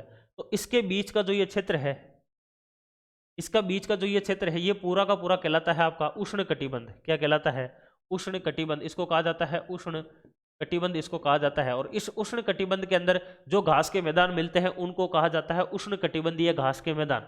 जैसे कि सवाना प्रकार के घास के मैदान आते हैं, उष्ण कटिबंधीय प्रकार के आते हैं ये, ठीक है ना। इस प्रकार से ये तो हो जाते हैं उष्ण कटिबंध। इनके अलावा जो ये वाला पूरा का पूरा रीजन बचता है, जो कि लगभग आपके मकर रेखा या फिर कर्क रेखा से लेकर ऊपर 66.5 डिग्री जो आपके आर्कटिक वर्त होता है, जिसको अपन उत्तरी ध्रुव भी बोल सकते हैं, 66.5 डिग्री उत्तरी अक्षांश, इनके बीच में यहाँ पर प्रमुख रूप से जो है वह आपके, या फिर यूँ कह सकते हैं बिल्कुल ध्रुव तक जो है वह आपके शीतोष्ण कटिबंध के अंदर, बेसिकली ये वाला शीत कटिबंध होता है। और इस उष्ण और शीत कटिबंध के बीच में जो क्षेत्र आता है वह कहलाता है शीतोष्ण। तो शीतोष्ण कटिबंध जो है, यहाँ पर आपके शीतोष्ण कटिबंध ये घास के मैदान मिलते हैं, जो कि 23.5 डिग्री उत्तर और दक्षिण के बाद में 66.5 डिग्री तक ये चलते रहते हैं। तो यहाँ पर अलग अलग प्रकार के आते हैं, जिसमें देखिए अब ये बोल रहा है शीतोष्ण कटिबंध का प्रकार का नहीं है। पंपास घास का मैदान जो है यह आपका अर्जेंटीना में अपन ने पढ़ा था, एक शीतोष्ण कटिबंध प्रकार का घास का मैदान है। कहाँ पर मिलता है? आपका अर्जेंटीना में मिलता है। इसी प्रकार से वेल्ड घास का मैदान जो है यह आपका दक्षिण अफ्रीका के अंदर या फिर अफ्रीका के अंदर मिलता है, जो कि मुख्य रूप से एक शीतोष्ण कटिबंध का घास का मैदान है। डार्लिंग डाउन्स के नाम से जो है वह ऑस्ट्रेलिया के अंदर मिलते हैं घास के मैदान, जो कि शीतोष्ण कटिबंध के हैं। लेकिन सवाना प्रकार के जो घास के मैदान है यह आपके कर्क रेखा के पास में ब्राजील के अंदर मुख्य रूप से भूमध्य आपके जो रेखा है 0 डिग्री अक्षांश उसके पास में मिलते हैं, जो कि एक उष्ण कटिबंधीय घास के मैदान है। तो इस हिसाब से इसका सही उत्तर हो जाएगा 4 नंबर। भारतवर्ष आकार में विश्व का है, कौन से नंबर का है भारत? ये अपन ने शुरुआत में चर्चा कर ली थी। भारत जो है वह 7वें नंबर का जो है वह आता है। किस हिसाब से? आकार के हिसाब से, जनसंख्या की दृष्टि से चीन के बाद में दूसरे नंबर पर भारत आता है विश्व के अंदर। ये इंपॉर्टेंट और छोटे छोटे फैक्ट है जो ध्यान रखना। अगला आता है संसार का सबसे बड़ा द्वीप कौन सा है? देखिए बोर्नियो, ग्रीनलैंड, मेडागास्कर और आपके न्यू गिनी। ये क्वेश्चन बहुत बार मैंने बताया भी था जब अपन ने उत्तरी अमेरिका पढ़ा था, क्योंकि उत्तरी अमेरिका के अंदर एक ऐसा भौगोलिक रूप से एक आइलैंड आता है जो कि आपका किसका हिस्सा है? जो हिस्सा तो है आपका भौगोलिक रूप से तो उत्तरी अमेरिका का, और राजनीतिक रूप से या यूँ कह सकते हैं जिसके ऊपर कब्जा जो है वह यूरोप का है। यानी कि ग्रीनलैंड जो है यह उत्तरी अमेरिका के अंदर आता है। किस रूप से? भौगोलिक दृष्टि से। और यह आपका कहने का मतलब हो गया डेनमार्क जो है उसके अंडर में आता है, यानी कि यूरोप के अंडर में आता है यह राजनीतिक रूप से। और ग्रीनलैंड जो है यह विश्व का सबसे बड़ा क्या है? आपका द्वीप है। सबसे बड़ा द्वीप है कौन सा? ग्रीनलैंड। जब आप लोग अमेरिका के उत्तर में जाएंगे, यहाँ पर देखिए व्हाइट कलर का दिखाई दे रहा है, ये पूरा का पूरा ग्रीनलैंड है जो विश्व का सबसे बड़ा द्वीप है, जो कि इधर स्थित डेनमार्क जो है उसके अंडर में आता है। और हिस्सा जो है यह बेसिकली भौगोलिक रूप से तो उत्तरी अमेरिका के अंतर्गत आता है। अगला देखिए हिंद महासागर और लाल सागर को कौन सी जल संधि जोड़ती है? देखिए हिंद महासागर का ही हिस्सा आता है आपका अरब सागर। इस अरब सागर के अंदर ही अगर अपन आगे चलते हैं तो देखिए यहाँ पर अगर आप लोग मैप में आएंगे 1 मिनट में आपको समझ में भी आ जाएगा। देखिए हिंद महासागर, ये पूरा का पूरा हिंद महासागर है। इस हिंद महासागर के अंदर 2 छोटे छोटे हिस्से आते हैं, जिसमें इसको कहा जाता है अरब सागर, इसको कहते हैं बंगाल की खाड़ी। इसी अरब सागर से जब अपन इधर आते हैं हॉर्न ऑफ अफ्रीका के पास में, तो यहाँ पर गल्फ ऑफ आदेन आती है, जो कि बेसिकली किसका हिस्सा है? हिंद महासागर का ही हिस्सा है। इस हिंद महासागर को इस लाल सागर के साथ में कौन जोड़ता है? तो यहाँ पर एक स्ट्रेट है, इस जगह पर एक स्टेट है जिसका नाम है बाब ए मंडल या फिर बाब ए मंदेव जो है वह इसको स्टेट कहा जाता है, इस जगह पर है, इसमें शो नहीं कर रहा है। तो यह बेसिकली किस किस को जोड़ती है, तो यहाँ से देखिए छोटे रूप में देखा जाए तो लाल सागर को जोड़ती है गल्फ ऑफ आदेन से, या बड़े रूप में देखा जाए तो लाल सागर को जोड़ती है आपके हिंद महासागर से। कौन जोड़ती है? बाब ए मंडल, जो कि यहाँ पर स्थित है आपके जिबूती या फिर जिबूती के पास में। तो बाब अल मंदेव जो है यह जल संधि आ जाएगी, जो कि हिंद महासागर एवं लाल सागर के मध्य है। बाकी हॉर्मुज जो है, हॉर्मुज स्ट्रेट, ये हॉर्मुज यहाँ पर स्थित है, हॉर्मुज जो है यहाँ पर स्थित है आपके पर्शियन गल्फ, जो आपके गल्फ की खाड़ी है, फारस की खाड़ी है, उसको गल्फ ऑफ ओमान से यहाँ पर जोड़ती है, ईरान के अंडर में आती है बेसिकली ये हॉर्मुज स्ट्रेट। इसके अलावा इसमें है बोस्पोरस स्ट्रेट, बोस्पोरस स्ट्रेट जो है ये आपके यूरोप के अंदर है। मलक्का स्ट्रेट जो है ये आपके अंडमान जो सागर है बेसिकली उसको जोड़ती है दक्षिणी चीन सागर के साथ में मलक्का स्ट्रेट। अगला आता है निम्नांकित महाद्वीपों में से किसमें प्रति व्यक्ति भूमि जो है वह सर्वाधिक है। तो कहने का मतलब हो गया कि अगर वहां की क्षेत्रफल के अंदर अगर जनसंख्या का भाग देते हैं तो प्रति व्यक्ति के हिसाब से सबसे ज्यादा क्षेत्रफल जो है वो यानी कि भूमि जो उसकी उपलब्धता सर्वाधिक इनमें से किस महाद्वीप के अंदर मिलेगी। तो एक आता है एशिया, जहां पर तो सबसे ज्यादा जनसंख्या ही है। एक आता है यूरोप, जहां पर जनसंख्या है लेकिन जमीन नहीं है। एक आता है उत्तरी अमेरिका, जहां पर लगभग दोनों बराबर है।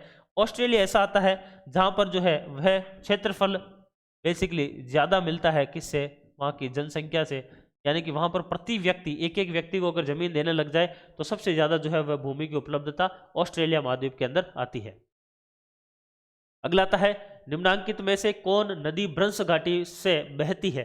देखिए यहाँ पर ब्रंश घाटी की बात हो रही है, यानी कि ऐसी नदी, कहने का मतलब मैंने बताया था कि मान लो ये अगर भू धरातल है तो इसमें इस प्रकार से किसी समय दरारें पड़ती है और इन दरारों की वजह से ये साइड की भूमि जो है ये नीचे धंस जाती है। या फिर ऐसे भी हो सकता है, मान लो कि यहाँ पर दरारें गिरती है और ये बीच वाली भूमि जो है ये आपके ऊपर उड़ जाती है। इस प्रकार की कुछ परिस्थितियां होती है जिसकी वजह से कुछ इस प्रकार की एक आकृति बनती है जिसमें कि बीच में जो है यह आपके क्या रह जाता है? घाटी क्षेत्र रह जाता है, और इस घाटी के अंदर तो नदी प्रवाहित होने लग जाती है और इनके साइड के अंदर जो है वह पर्वत रह जाते हैं।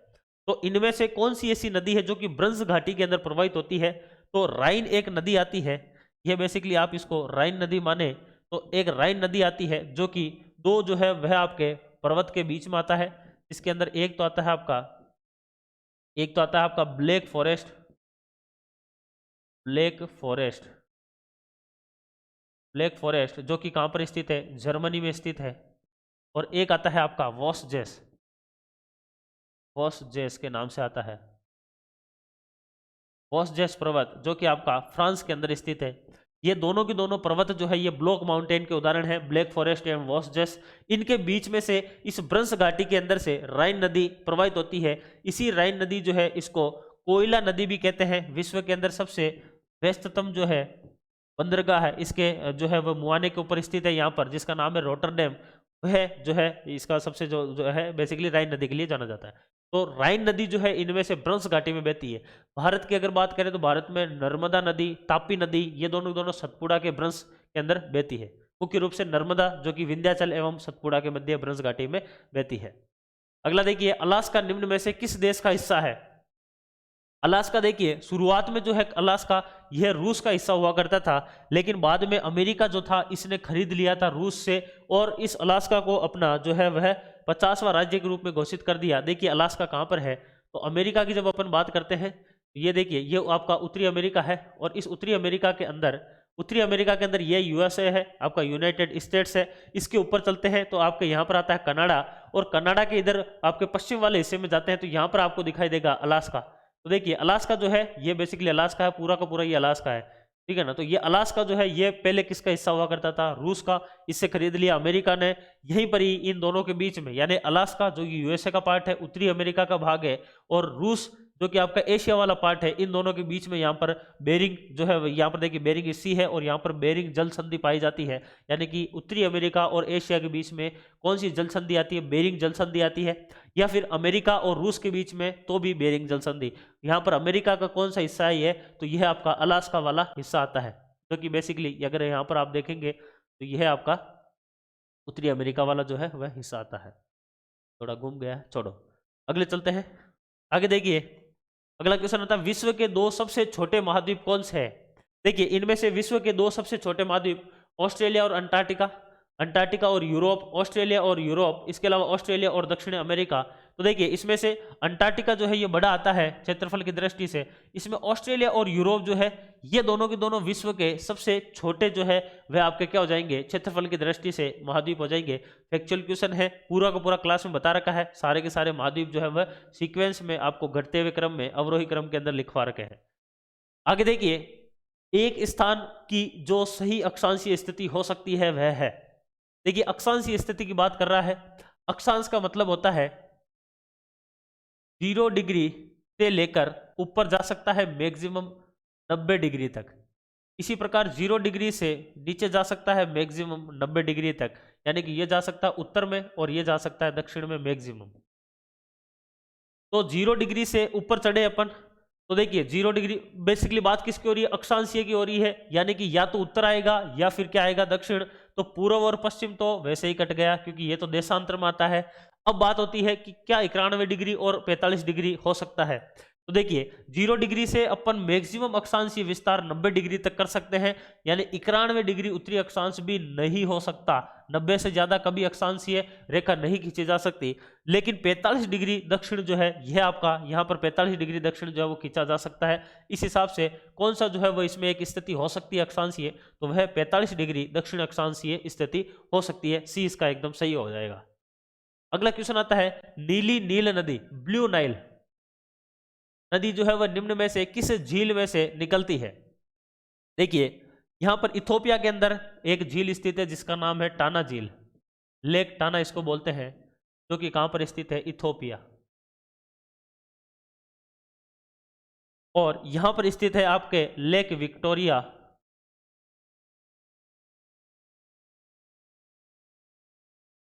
विक्टोरिया जो कि मुख्य रूप से युगांडा, तंजानिया, केन्या इस वाले रीजन के अंदर आती है। यहां से दो नदियां निकलती है, देखना है। यहां से तो एक नदी निकलती है जिसका नाम है ब्लू नाइल या फिर नीली नील नदी, और यहां से एक नदी निकलती है जिसका नाम है आपका व्हाइट नाइल या फिर इसको बोला जाता है श्वेत नील। ये दोनों की दोनों नदियां प्रवाहित होती है और यह जाकर मिलती है खार्तूम नामक एक जगह है, खार्तूम जो कि कहां पर पड़ता है, सूडान के अंदर पड़ता है। सूडान की चाबी कहा जाता है खार्तूम को। यहां पर जाकर ये दोनों नदी मिलती है। तो लेक जो टाना है यहां से तो निकलती है आपके नीली नील, तो नीली नील नदी जो है वह किस झील में से निकलती है, तो लेक टाना में से निकलती है जो कि इथोपिया के अंदर स्थित है। यहां से नीली नील निकली। व्हाइट नाइल या श्वेत नील विक्टोरिया से निकलती है जो कि यहाँ पे आपके युगांडा के अंदर, फिर यहाँ पर दक्षिणी सूडान आता है उसके अंदर प्रवाहित होती है, फिर आपके सूडान के अंदर आती है। उसके बाद में यहां से ये नील नदी बन जाती है जो कि आगे मिस्र में होते हुए फिर कहां पर जाके गिर जाती है, भूमध्य सागर के अंदर गिरती है। ठीक है ना। तो यहां पर इसका मध्य का जो क्षेत्र है ना, ये याद रखना है, ये कई बार पूछा जाता है। इन दोनों के बीच का जो क्षेत्र है नीली नील और आपके श्वेत नील के, इसको कहा जाता है गजीरा दोआब, इसको कहा जाता है गजीरा दोआब। ये याद रखना है, ठीक है ना। तो ये आप लोग याद रख सकते हैं। वैसे अगर याद नहीं रहे तो इसको ऐसे याद रखना, व्हाइट की स्पेलिंग डब्ल्यू से स्टार्ट होती है और वेस्ट की स्पेलिंग भी डब्ल्यू से होती है, यानी कि वेस्ट के अंदर व्हाइट है, ऐसे याद रख सकते हैं। और बाकी वाली दूसरी वाली जो है ब्लू वाली राइट आपके जो है ईस्ट में हो जाएगी। अगला देखिए, कौन सी जल संयोजी यूरोप को अफ्रीका से पृथक करती है। देखिए यूरोप को अफ्रीका से, यहां पर देखना है, यह आपका अफ्रीका महाद्वीप है, तो मैंने घुमा दिया है पूरी तरह से अंगुलियों पर, एक मिनट देखिए, यह आपका अफ्रीका है और इस अफ्रीका के ऊपर यहाँ पर ये यूरोप है, ये अफ्रीका है। ये बोल रहा है कि अफ्रीका और यूरोप जो है ये किस जल संधि से अलग होते हैं। तो यहाँ पर आपको जूम करना है थोड़ा सा, स्पेन और आपके मोरक्को, स्पेन तो है यूरोप का पार्ट, मोरक्को है अफ्रीका का पार्ट, इन दोनों के बीच में आपको जिब्राल्टर दिखाई दे रहा होगा। ये जिब्राल्टर जल संधि जो कि आपके यूरोप को अफ्रीका से अलग करती है या फिर भूमध्य सागर को किससे जोड़ रही है, अटलांटिक सागर से जोड़ रही है, यह आपकी जिब्राल्टर जल संधि जो कि किन किस के बीच में स्थित है, आपके कहने का मतलब यूरोप और अफ्रीका। यूरोप में तो किसका, स्पेन, और अफ्रीका में कौन है, मोरक्को। इन दोनों के मध्य ये स्थित है जिसका नाम है जिब्राल्टर जल संधि। कौन सी है, जिब्राल्टर जल संधि। डोवर जो है यह आपका इंग्लिश चैनल जो है उसको जोड़ती है उत्तरी सागर से। बेरिंग अभी देखा था अपन ने, यूरोप आपके रूस और आपके अमेरिका के बीच में, या फिर एशिया और उत्तरी अमेरिका के बीच में है। बोस्पोरस स्ट्रेट अभी आएगी, बोस्पोरस, 2 मिनट रुक जाओ, क्वेश्चन है उसके ऊपर। निम्नलिखित देशों में कौन जो है वह अंतर महाद्वीपीय है? कमेंट में आंसर देना आपको। अंतर महाद्वीपीय, अंतर महाद्वीप का मतलब हो गया कि ऐसा देश जो कि 2 महाद्वीप में आता है, ऐसा देश जो कि 2 महाद्वीप में आता है। 2 महाद्वीप में आने वाला देश कौन कौन से हैं? तो जैसे कि एक देश आता है आपका रूस। रूस जो है यह आपका एशिया के अंदर भी आता है, और पश्चिमी जो रूस है यह यूरोप के अंदर भी आता है। इसी प्रकार से आपका जो है वह तुर्की जो है, जिसको टर्की भी बोलते हैं, बेसिकली इंग्लिश में टर्की बोला जाता है, वैसे तुर्की है। तुर्की जो है यह भी आपका एशिया में भी आता है और रूस में भी आता है। कुस्तुनतुनिया वाला पार्ट आपका यूरोप में आता है, और वैसे एशिया में भी आता है ये, बाकी मैक्सिमम वाला। इसी प्रकार से एक आता है आपका जॉर्जिया। जॉर्जिया भी जो है यह आपका यूरोप और एशिया के अंदर आता है मुख्य रूप से। बाकी लाओस जो है ये दक्षिण पूर्वी एशिया का पार्ट है, तो ये तो आएगा नहीं, ये तो एशिया के अंदर आ गया पूरी तरह से। ट्यूनीशिया जो है ये भी पूरी तरह से अफ्रीका में आ गया। बाकी तुर्की और जॉर्जिया जो है यह 2 ऐसे देश है जो कि आपके किस में आते हैं? 2 महाद्वीप में आते हैं, एशिया और यूरोप के अंदर। तो 2 और 3 यानी कि 1 इसका राइट आंसर हो जाएगा। अगला आता है, निम्न में से कौन शीतोष्ण कटिबंधीय मरुस्थल है? वापिस वही बात है, कहने का मतलब यह आपकी 0 डिग्री है, यह आपकी मकर रेखा है, और यह आपकी कर्क रेखा है। कहने का मतलब इस बीच में, यहां पर इस क्षेत्र के अंदर पाया जाने वाला, इस क्षेत्र के अंदर पाया जाने वाला मरुस्थल होना चाहिए। देखिए अरब मरुस्थल जो है, ये अरब मरुस्थल तो यहां पर आ गया, तो ये तो होगा नहीं, ये तो एक उष्ण कटिबंध का है। अटाकामा मरुस्थल, अटाकामा मरुस्थल जो है यह मुख्य रूप से इस जगह पर आता है, तो यह भी आपका उष्ण मरुस्थल हो गया। कालाहारी मरुस्थल, ये कालाहारी भी मकर के ऊपर ही आता है, तो यह भी नहीं होगा। पेटागोनिया का पठार या फिर पेटागोनिया का मरुस्थल जो कि आपके अर्जेंटीना में आता है और उष्ण आपके शीतोष्ण कटिबंध के अंदर आता है। पेटागोनिया का मरुस्थल जो कि किस में आता है? पेटागोनिया का मुख्य रूप से अर्जेंटीना में। अर्जेंटीना जो कि दक्षिण अमेरिका का पार्ट है। इस वजह से यह क्या है? एक प्रकार का शीतोष्ण कटिबंध हो जाएगा, शीतोष्ण कटिबंधीय मरुस्थल हो जाएगा। अगला आता है क्वेश्चन, 38वीं समांतर सीमा रेखा जो है वह निम्नलिखित में से किन 2 देशों को अलग अलग करती है? देखिए आसानी से आंसर दे सकते हैं। पोलैंड और जर्मनी के बीच में ऐसी कोई रेखा नहीं है। अफगानिस्तान और पाकिस्तान के बीच में कौन सी रेखा है? डूरंड, डूरंड के नाम से आती है, जो कि पहले भारत के बीच में बनाई गई थी, फिर पाकिस्तान अलग हो गया बेटा। भारत और तिब्बत के बीच में, भारत और तिब्बत या फिर भारत और चीन के बीच में मैकमोहन रेखा। उत्तरी कोरिया और दक्षिणी कोरिया के बीच में, बिल्कुल किम जोंग उन वाला उत्तरी कोरिया, नॉर्थ कोरिया, और नीचे आता है आपका साउथ कोरिया। इन दोनों के बीच में यहाँ पर जो है वह 38 डिग्री पैरेलल या फिर समांतर रेखा आती है। 1 मिनट देखिए, आपको घुमाते हैं थोड़ा सा किम जोंग की नगरी में। तो देखिए यहाँ पर आप जाएंगे तो चीन के जैसे ही पूर्व में जाएंगे जापान, जापान के पश्चिम के अंदर नॉर्थ कोरिया और साउथ कोरिया 2 देश दिखाई दे रहे हैं। इन दोनों देशों के बीच में जो ये व्हाइट वाली लाइन दिखाई दे रही है, इसको DMZ, डीमिलिटराइजेशन जोन के नाम से DMZ रेखा भी कहा जाता है। इसको 38 डिग्री समांतर रेखा भी कहा जाता है, जो कि नॉर्थ कोरिया और साउथ कोरिया के बीच में स्थित है। तो इसका सही उत्तर हो जाएगा उत्तरी कोरिया और दक्षिण कोरिया।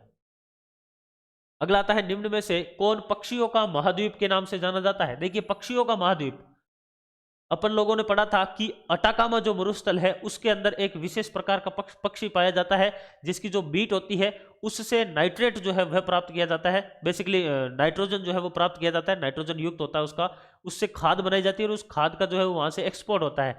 तो पक्षी जो है ये कई सारे जो है ये आपके अटाकामा मरुस्थल के अंदर या फिर दक्षिण अमेरिका के अंदर मिलते हैं। मुख्य रूप से दक्षिण अमेरिका जो है इसको पक्षियों का महाद्वीप के रूप में जाना जाता है, ये याद रखना है। अगला आता है, सर और आमू नदियां गिरती है। सर और आमू नदियां, देखिए 2 नदियां आती है, एक आती है सर दरिया और एक होती है अमू दरिया। एक झील आती है या एक सागर आता है जिसका नाम आता है अरल सागर। देखिए कहां पर है ये? जब अपन बात करते हैं आपके मिडिल एशिया की बात करते हैं तो यहां पर देखिए यह आपका कजाकिस्तान यहां पर आपको दिखाई दे रहा है और यहां पर आपको उज्बेकिस्तान दिखाई दे रहा है। इस कजाकिस्तान और उज्बेकिस्तान दोनों के बीच में अगर यहां पर आप लोग देखेंगे, का नाम जूम से भी नहीं दिखा रहा है, यहाँ पर ये जो आपको झील दिखाई दे रही है बेसिकली ये आपकी कौन सी है? यह आपके अरल सागर है, जो कि उज्बेकिस्तान और आपके कजाकिस्तान के मध्य स्थित है। और इस अरल सागर से दो नदियां निकलती है, जिसमें से दोनों नदियों का नाम है, एक का नाम है तो समू दरिया और एक का नाम है आपके जो है वह अम्मू दरिया और सर दरिया। दो नदी आती है, एक आती है सर दरिया के नाम से और एक आती है अम्मू दरिया के नाम से। ये दो नदियां आती है, दोनों की दोनों नदियां जो है वह अराल या फिर अरल सी से निकलती है। ये अरल सागर जो है ये आपके कजाकिस्तान और उज्बेकिस्तान इसके बीच में स्थित है। कैस्पियन सागर अपन पढ़ लिए है। ब्लैक सी जो है यह आपका अभी देखेंगे आगे एक क्वेश्चन आएगा।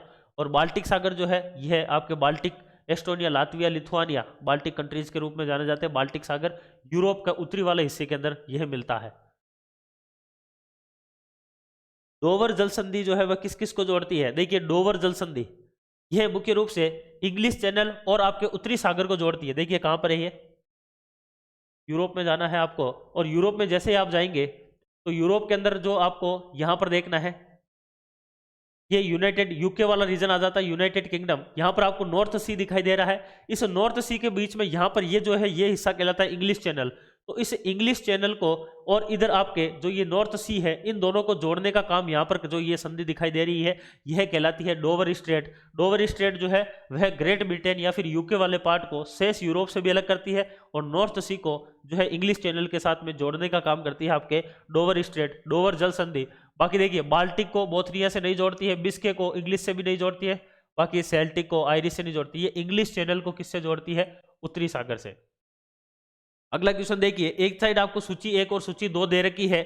एक तरफ आपको दे रखे हैं प्रमुख रूप से जो है वह क्षेत्र या फिर यूं कह सकते हैं जो है आपके प्रमुख चोटियां वगैरह ऐसे दे रखी है, और एक तरफ आपको क्या दे रखा है? उनके देश दे रखे हैं। तो देखिए सबसे पहले आता है अलेगनी। अलेगनी जो है यह आपके संयुक्त राज्य अमेरिका के अंदर आता है। अपन ने कैंटरबरियन का मैदान पढ़ा था, कैंटरबरियन का मैदान जो कि स्पेन के अंदर था, उत्तरी स्पेन के अंदर स्थित था। तो कैंटरबरियन का मैदान वहां पर आ जाएगा। एलब्रुज, माउंट एलब्रुज अपन ने पढ़ा था, ईरान के अंदर स्थित है। ईरान की जो है बेसिकली ईरान के अंदर माउंट एलब्रुज के नाम से जो है अपन लोग पर्वत चोटी पढ़ते हैं। माउंट मैकेंजी, माउंट मैकेंजी जो है यह आपके कनाडा के अंदर अपन लोग पढ़ते हैं, उत्तरी या पश्चिमी कनाडा के अंदर आता है आपका माउंट मैकेंजी। तो यह प्रमुख रूप से जो है इसके अंतर्गत आने वाले जो है वह पर्वत या फिर ये जो अपन मैदान कह सकते हैं। तो देखिए इनका मिलान कीजिए, फर्स्ट हो जाएगा डी से, फर्स्ट हो जाएगा डी से, बी हो जाएगा आपका सी से, और 3 हो जाएगा आपका बी से, और 4 वाला हो जाएगा 1 से। यानी कि 3 नंबर जो है ये इसका एकदम सही उत्तर हो जाएगा यहाँ पर। तो ये याद रखना है आपको, इंपॉर्टेंट फैक्चुअल क्वेश्चन है। अगला देखिए डरबन, जो डबरन, सॉरी डबरन या डरबन इसको बोलते हैं। डबरन जो है आपका नगर ये कहाँ पर स्थित है? तो अफ्रीका के जो एक देश है दक्षिण अफ्रीका, वहां पर स्थित है डरबन या फिर डबरन। ये बेसिकली आप लोग अगर क्रिकेट वगैरह देखते हैं तो यहाँ का मैदान भी काफ़ी प्रसिद्ध है। तो वहां पर जो है ये आ जाएगा, नगर का नाम है, तो इतना कोई खास नहीं है। अगला देखिए, एक साइड आपको जल संधियां दे रखी है सारी की सारी, और एक साइड आपको दे रखा है कि वह किस किस देश के मध्य है। बहुत इंपॉर्टेंट क्वेश्चन है, बहुत ही अच्छा क्वेश्चन है ये, अब तक का शानदार क्वेश्चन है। देखिए जिब्राल्टर जल संधि, अभी अभी अपन ने पढ़ा था कि जिब्राल्टर जल संधि जो है यह स्पेन और मोरक्को के बीच में है, या यूं कहें कि यूरोप और अफ्रीका के बीच में स्थित आपके जल संधि है जिब्राल्टर, जो कि अफ्रीका और यूरोप या फिर स्पेन और आपके किसके बीच में? मोरक्को के बीच में। मलक्का स्ट्रेट, मलक्का जल संधि अंडमान सागर को दक्षिणी चीन सागर से जोड़ती है, या यूं कहे कि प्रशांत महासागर को हिंद महासागर से जोड़ती है, या यूं कहे कि मलेशिया और इंडोनेशिया के बीच में स्थित है आपकी मलक्का जल संधि जो है इंडोनेशिया और मलेशिया के बीच में है। बेरिंग जल संधि अभी देखा था, अलास्का जो यूएसए वाला पार्ट था उसके और रूस के बीच में है आपकी बेरिंग जल संधि। तो यूएस यानी कि अमेरिका और रूस के बीच में, या यूं भी कह सकते हैं कि उत्तरी अमेरिका और एशिया के बीच में स्थित है आपके बेरिंग जल संधि, जो कि एशिया और उत्तरी अमेरिका के बीच में हो जाएगी। हॉर्मुज स्ट्रेट, हॉर्मुज जल संधि अपन ने देखा था, फारस की खाड़ी जो थी उसको ओमान की खाड़ी से जोड़ने का काम कर रही थी हॉर्मुज जल संधि, जो कि आपके यूएई यानी कि यूनाइटेड अरब एमिरेट्स और आपके ईरान के जो है उन दोनों को अलग अलग कर रही है। तो ये मुख्य रूप से फारस की खाड़ी और ओमान की खाड़ी जो है उनके मध्य स्थित है हॉर्मुज स्ट्रेट। तो ए हो जाएगा आपका सी से, आंसर यही मिल गया है। फिर भी देख लेना है, बी जो है वह 1 से हो जाएगा, सी जो है वह आपका 3 से हो जाएगा, और डी जो है वह आपका 20 हो जाएगा। तो इस हिसाब से 2 नंबर इसका सही उत्तर हो जाएगा। आगे चलते हैं। अगला देखिए पेनाइन, पेनाइन जो है ये आपका यूरोप के अंदर स्थित है। पिनाइन अपन ने पढ़ा था यूके के अंदर मिलता है पिनाइन, और एपिनाइन इटली के अंदर मिलता है। अपलेशियन, अपलेशियन जो है यह आपका अमेरिका के अंदर स्थित है, बेसिकली कनाडा और आपका अमेरिका वाला जो पूर्व वाला हिस्सा है वहां पर अपलेशियन माउंटेन आता है। अरावली भारत में स्थित है, ये आपके राजस्थान में। ये किसके उदाहरण है? ये प्रमुख रूप से पुरानी प्रकार की, याद रखना है, पुरानी वलित पर्वत, पुराने वलित पर्वत जो है इनका उदाहरण है ये। वलित का मतलब जब दो प्लेटें आपस में टकराती है, भूगर्भिक जो प्लेटें हैं, पृथ्वी जो है पूरी की पूरी स्थलीय भाग जो प्लेटों के ऊपर तैर रहा है, तो जैसे दो प्लेटें टकराती है तो टकराने की वजह से वहां पर एक फॉल्ट, एक वलन का जो है वो उत्पन्न होता है, वलन, और उस वलन की वजह से वहां पर एक वलित पर्वत का निर्माण होता है। इस प्रकार से कई सारे जो है वो वलित पर्वत बने हैं। जो पर्वत पहले बन गए हैं उनको कहा जाता है प्राचीन वलित पर्वत। हिमालय वगैरह जैसे एंडीज है, ये सारे के सारे क्या नवीनतम वलित पर्वत है। तो वलित पर्वत, पुराने वलित पर्वतों के उदाहरण है आपके पेनाइन हुआ, अपलेशियन हुआ, अरावली हुआ, यह प्रमुख रूप से। तो यह है आपके पुरानी पर्वत श्रृंखला हो जाएगी। युवा श्रृंखला नहीं है, युवा के अंदर हिमालय वगैरह आता है। ब्लॉक के अंदर बात करें तो देखिए ब्लॉक के अंदर कौन कौन से आ जाएंगे, जैसे कि ब्लैक फॉरेस्ट हुआ, ब्लैक फॉरेस्ट हुआ, जैसे कि वॉस जेस हुआ, वॉस जेस। भारत के अंदर जैसे कि आपके सतपुड़ा हुआ, पश्चिमी घाट हुआ, ठीक है ना। इसके बाद में अगर बात करें युवा श्रृंखला के अंदर, जैसे कि हिमालय हुआ, ये आ जाते हैं।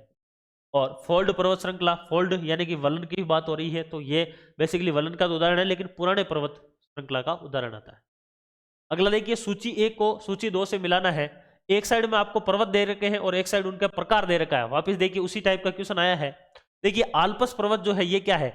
आल्पस जो है यह आपका यूरोप में स्थित एक प्रकार का वलित पर्वत है, जो मुख्य रूप से 5 प्रमुख देशों में आता है, जिसमें फ्रांस है, जिसमें इटली है, जिसमें ऑस्ट्रिया है, जिसमें जर्मनी आता है, जिसमें स्विट्जरलैंड आता है। ये प्रमुख 5 देश है जिसके अंदर आपका वलित पर्वत के रूप में आल्पस जो है पर्वत श्रृंखला फैल रखी है।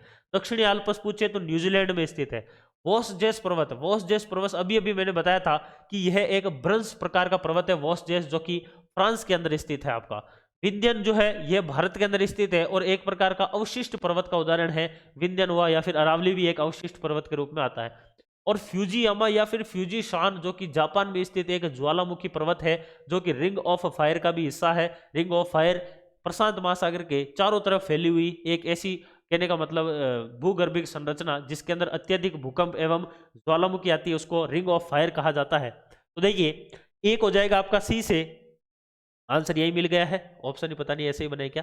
फिर भी देखिए बी हो जाएगा आपका 1 से, बी हो गया 1 से, 3 हो जाएगा डी से और 4 हो जाएगा आपका बी से। तो 2 नंबर इसका एकदम सही उत्तर हो जाएगा आपका सूची 1 को सूची 2 से मिलाने पर। अगला क्वेश्चन आता है, निम्नलिखित में से कौन सुमेलित नहीं है? देखिए सूची 1 सूची 2 से मिलाना है, कौन सा सुमेलित नहीं है, तो आपको ये डायरेक्ट मिलान नहीं करना, इसमें देखना है। देखिए डार्लिंग डाउन्स, डार्लिंग डाउन्स के नाम से ऑस्ट्रेलिया के अंदर विस्तृत शीतोष्ण कटिबंधीय घास के मैदान है, जो कि उष्ण कटिबंधीय घास के मैदान नहीं है। इस वजह से यह इसमें सही सुमेलित नहीं है, सुमेलित नहीं पूछ रहा है ना। तो देखिए उष्ण कटिबंध का नहीं है, डाउन्स जो है ये ऑस्ट्रेलिया में विस्तृत शीतोष्ण कटिबंध के घास के मैदान है। स्टेपीज आता है अगला, स्टेपीज जो है यह बिल्कुल यूरोप के अंदर फैल रखा है, स्टेपीज पूरा का पूरा, जो कि शीतोष्ण कटिबंधीय घास का मैदान है, एकदम सही है। सेलवास घास का मैदान उष्ण कटिबंधीय घास का मैदान है, बिल्कुल सेलवास, जो कि ब्राजील के अंदर, मुख्य रूप से ब्राजील के अंदर जो है वो फैल रखा है, दक्षिण अमेरिका में अमेजन बेसिन के अंदर सेलवास घास के मैदान, जो कि आपके क्या है, एक उष्ण कटिबंधीय घास के मैदान है। फिर आता है टेगा, टेगा भी एक शीतोष्ण कटिबंधीय घास का मैदान है, जो कि रशिया वगैरह में, यहाँ पर यूरोप के अंदर देखने को मिलता है टेगा। तो डाउन्स जो है ये गलत हो जाएगा, इसमें यह एक शीतोष्ण कटिबंध का है, उष्ण का नहीं है। यह किस प्रकार का है, तो शीतोष्ण कटिबंध है। अगला आता है, जॉर्डन और इजराइल के मध्य कौन सा सागर है? देखिए जॉर्डन और इजराइल की बात हो रही है। जब अपन बात करेंगे जॉर्डन और इजराइल की, यहां पर आपको पश्चिमी एशिया के अंदर आना है। यहां पर आपको इजराइल दिखाई दे रहा होगा और यहां पर आपको जॉर्डन दिखाई दे रहा होगा। इन इजराइल और जॉर्डन दोनों के बीच में यहां पर जो ये सागर दिखाई दे रहा है, इसको कहा जाता है मृत सागर। टर्की के अंदर स्थित है वॉन झील, और वॉन झील के बाद में विश्व का दूसरा सबसे खारा जो सागर है वह है आपका मृत सागर, जो कि कहां पर स्थित है, तो यहां पर देखना है। मृत सागर जो है यह आपका जॉर्डन और इजराइल के बीच में स्थित है, विश्व का दूसरा सबसे खारा। कैस्पियन सागर जो है यह विश्व की सबसे बड़ी झील है, विश्व की सबसे बड़ी झील है, या यूं भी कह सकते हैं सबसे बड़े खारी झील है। अरल सागर अभी देख लिया, सरदरिया और अम्मू दरिया, इससे 2 नदियां निकलती है। लाल सागर बेसिकली भूमध्य सागर से सुएज कैनाल के द्वारा जुड़ता है। बाब ए मंदेव जो आपके स्ट्रेट है उससे ये अदन की खाड़ी से जुड़ता है, जो कि अरब सागर से होते हुए आपका हिंद महासागर का हिस्सा माना जाता है।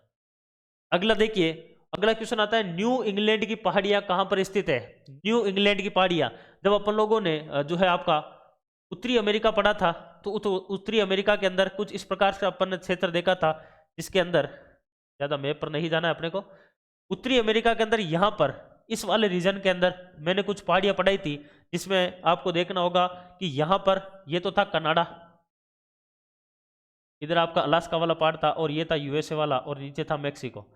तो इसके अंदर यहाँ पर कुछ पहाड़ियां जो है वह फैल रखी थी, और इन पहाड़ियों के अंदर अगर बात करें तो यह पहाड़ियां जो थी यह आपके कहलाती थी अपलेशियन। और इस अपलेशियन के अंदर इसके मध्य में से, बिल्कुल यहाँ पर मध्य में से जो है वह एक क्या निकल रहा था, एक मार्ग निकल रहा था, जो कि इसको दो भागों में बांटता था, जिसको हडसन मोहावक मार्ग कहा गया था। इसके द्वारा इसको दो भागों में बांटा जाता है, जिसमें उत्तर वाला जो हिस्सा है इसको कहा जाता है उत्तरी अपलेशियन, और नीचे वाले को कहा जाता है दक्षिणी अपलेशियन। यह तो हो जाएगा उत्तरी अपलेशियन, और यह हो जाएगा आपका दक्षिणी अपलेशियन। इसी उत्तरी अपलेशियन को ही जो है वह आपके न्यू इंग्लैंड की पहाड़ियां कहा जाता है। न्यू इंग्लैंड की पहाड़ियां कहा जाता है किसको, इस उत्तरी अपलेशियन को। तो न्यू इंग्लैंड की पहाड़ियां कहां पर स्थित है, तो उत्तरी अमेरिका में स्थित है यह पहाड़ियां, जो कि कनाडा एवं यूएसए के अंदर स्थित है। अगला आता है अपलेशियन की सर्वोच्च चोटी। वापिस इसी अपलेशियन की सर्वोच्च चोटी पूछी है। जब अपन ने अपलेशियन पढ़ा था और इसमें दक्षिणी अपलेशियन की जब बात की थी, तो उस दक्षिणी अपलेशियन के अंदर मैंने एक आपको बताया था कि इसके अंदर माउंट मिचेल करके एक चोटी है, जो कि इसकी सबसे बड़ी हिस्सा है। मैंने इसमें आपको कटक घाटी क्षेत्र बताया था, जहां पर एंथ्रासाइट मिलता है। सबसे ज्यादा एंथ्रासाइट जो है अमेरिका का, वह मिलता है कहां पर, कटक घाटी क्षेत्र के अंदर। इसके अलावा इसके अंदर तीक्ष्ण ढाल वाला मैंने आपको एक क्षेत्र बताया था, जिसकी सर्वोच्च चोटी जो है वह माउंट मिचेल थी। इसी प्रकार से इसमें अपन ने प्रपात जो क्षेत्र है वह भी पढ़ा था, जहां पर नदी का प्रपात क्षेत्र आता है। इसके अंदर अपन ने पर्वत पदीय पठारी क्षेत्र भी पढ़ा था। इस प्रकार से जो है ये पूरा का पूरा हिस्सा किसका है, यह दक्षिण अपलेशियन का है। तो दक्षिण अपलेशियन के अंदर ही आपका जो है वह हिस्सा आता है किस चीज का, इस आपके माउंट मिचेल जो है दक्षिणी अपलेशियन में स्थित है, जो कि अपलेशियन की सबसे ऊंची चोटी आती है। अगला आता है दक्षिणी गोलार्ध की सबसे ऊंची चोटी। वेरी इंपॉर्टेंट क्वेश्चन है ये।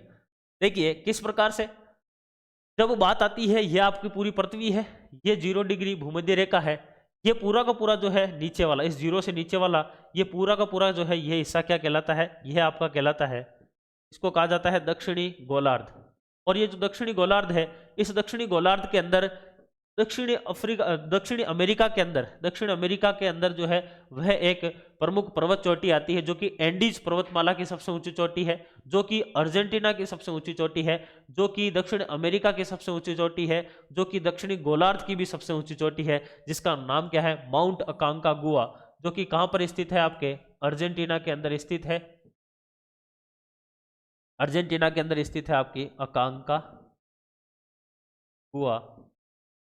और ये माउंट अकांकागुआ जो है यह आपके अर्जेंटीना की, या फिर कह सकते हैं साउथ अमेरिका की, या फिर यूँ कह सकते हैं साउथ जो आपका, या फिर कह सकते हैं दक्षिणी जो गोलार्ध है इसकी, या फिर यूँ भी कह सकते हैं एंडीज की क्या है, आपके हाईएस्ट पीक है, सर्वोच्च चोटी है। ये याद रखना है, माउंट अकांकागुआ। अगला क्वेश्चन आता है ब्रिटिश कोलंबिया का पठार जो है यह कहां पर स्थित है। देखिए इसी अमेरिका के अंदर जब अपन ने बात की थी, तो यहां पर एक पठार विस्तृत था, इस जगह पर एक पठार विस्तृत था, जो कि बेसिकली कनाडा और यूएसए में आता था, जिसका नाम था कोलंबिया का पठार, जिसमें से कोलंबिया नदी भी बहती थी। उस कोलंबिया पठार को दो भागों में बांटा जाता है।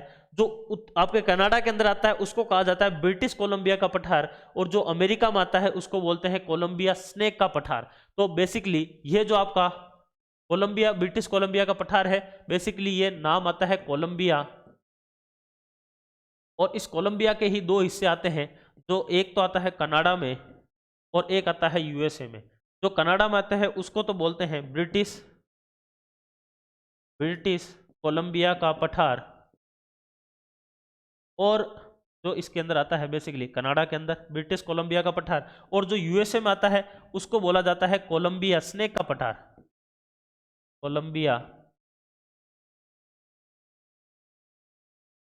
कोलंबिया स्नेक का पठार। यह मुख्य रूप से कोलंबिया का पठार आता है। तो ब्रिटिश कोलंबिया का पठार किस देश में स्थित है, तो यह आपका कनाडा में हो जाएगा यहां से। अगला आता है युकाटन चैनल, जो है वो किन दो देशों के मध्य या फिर किन दो के मध्य है, अमेरिका कनाडा, उत्तरी अटलांटिक प्रशांत महासागर, इसके अलावा क्यूबा एवं मेक्सिको, मेक्सिको एवं जमैका। तो देखिए जब अपन बात करते हैं युकाटन चैनल की, तो देखिए आपको पहुंचना होगा सीधा का सीधा सेंट्रल अमेरिका के अंदर। सेंट्रल अमेरिका में जैसे आप पहुंचेंगे तो यहाँ पर इस जगह पर आपको आना है। यहाँ पर देखिए ये मेक्सिको है और इधर आपको क्यूबा दिखाई दे रहा है, ये गल्फ ऑफ मेक्सिको है, इधर कैरेबियन सी है। इस क्यूबा और ये पूरा का पूरा जो यहाँ पर पेनिनसुला निकला हुआ है, प्रायद्वीप निकला हुआ है, ये मेक्सिको का ही हिस्सा है। यहाँ पर युकाटन नाम आपको जो है वह एक यहाँ का स्टेट मिल जाएगा मेक्सिको का। यहाँ पर इस क्यूबा और मेक्सिको के बीच में ये जो पूरा का पूरा चैनल है, इसको कहा जाता है आपका युकाटन चैनल, यानी कि क्यूबा एवं मेक्सिको। वापिस जूम आउट करके देखोगे तो याद हो जाएगा, क्यूबा और मेक्सिको, ये मेक्सिको का हिस्सा है यहाँ तक, इन दोनों के बीच में यहाँ पर है युकाटन चैनल, जो कि गल्फ ऑफ मेक्सिको को कैरेबियन सी से जोड़ती है। तो इंपॉर्टेंट रूप से याद रखना है इस चीज को कि क्यूबा एवं मेक्सिको के बीच में आपका क्या हो जाएगा, युकाटन चैनल आ जाएगा। अगला आता है निम्न में से एक सक्रिय ज्वालामुखी का उदाहरण है, इंपॉर्टेंट क्वेश्चन है। देखिए माउंट रुवेनजोरी, माउंट रुवेनजोरी कहां पर स्थित है, अफ्रीका के अंदर स्थित है, युगांडा वगैरह के अंदर स्थित है, ये युगांडा में, युगांडा और जायरे के अंदर स्थित है। माउंट कीनिया, माउंट कीनिया जो है ये केन्या के अंदर स्थित है, अफ्रीका के अंदर ही। माउंट किलिमंजारो यह तंजानिया के अंदर स्थित है, तंजानिया में स्थित है, अफ्रीका की सर्वोच्च चोटी है माउंट किलिमंजारो। माउंट कैमरून यह अफ्रीका के अंदर कैमरून नामक देश के अंदर स्थित है, और यह अफ्रीका की, याद रखना है, यह अफ्रीका की क्या है, अफ्रीका की एकमात्र एक्टिव वोल्केनो है, अफ्रीका की एकमात्र एक्टिव यानी कि सक्रिय, एकमात्र सक्रिय ज्वालामुखी, एकमात्र एक्टिव वोल्केनो, एकमात्र सक्रिय ज्वालामुखी है जो कि अफ्रीका की है, कैमरून के अंदर आती है, और माउंट कैमरून इसका नाम आता है। पश्चिमी अफ्रीका के अंदर यह आती है मुख्य रूप से, अभी खुला हुआ नहीं है, यहाँ पर देख लेते हैं, छोड़ो आगे चलते हैं। देखिए टेंगानिका झील जो है, इस टेंगानिका झील के संदर्भ में असत्य कथन जो है उसका चयन करना है, बहुत इंपॉर्टेंट क्वेश्चन है ये भी टेंगानिका झील का। देखिए टेंगानिका झील जो है, अब तो अपने को जाना ही पड़ेगा अफ्रीका में, क्योंकि आपको समझ में नहीं आएगा टेंगानिका झील है कहाँ पे। अगर आपने ढंग से पढ़ा है अफ्रीका मेरे साथ में, तो यहाँ पर देखिए मैंने बताया था कि अफ्रीका जो है इसमें दो प्रकार की भ्रंश घाटियां हैं, एक को कहा जाता है पूर्वी भ्रंश घाटी और एक को कहते हैं पश्चिमी भ्रंश घाटी। इसके अंदर लेक विक्टोरिया इन दोनों के बीच में स्थित है, जो कि भ्रंश में स्थित झील नहीं है। अफ्रीका के अंदर जो है वह आपके जो आपके पश्चिमी जो भ्रंश घाटी है, इसके अंदर यहाँ पर प्रमुख रूप से एल्बर्ट, एडवर्ड, इस प्रकार की कुछ झीलें आती है, और उसमें एक झील आपको यहाँ पर ये लंबी सी झील दिखाई दे रही होगी, इस झील का नाम है टेंगानिका झील, जो कि तंजानिया में आती है, जो कि तंजानिया में इधर आ रही है, जो कि इधर जाम्बिया में आ रही है, इधर आपके डोमिनिक रिपब्लिक ऑफ कांगो यानी कि जायरे में आ रही है। इस टेंगानिका झील की बात करें तो यह अफ्रीका की दूसरी सबसे बड़ी झील है, किसके बाद में, विक्टोरिया के बाद में। यह भ्रंश घाटी में स्थित अफ्रीका की सबसे बड़ी झील है। यह बेकाल झील के बाद में विश्व की दूसरी सबसे गहरी झील है लेक टेंगानिका, जो कि प्रमुख रूप से आपको याद रखनी है। तो इसके बारे में असत्य कथन की बात हो रही है, यह भ्रंश घाटी में स्थित अफ्रीका की सबसे बड़ी झील है, बिल्कुल एकदम यह सही है, अफ्रीका की भ्रंश घाटी में स्थित सबसे बड़ी झील है।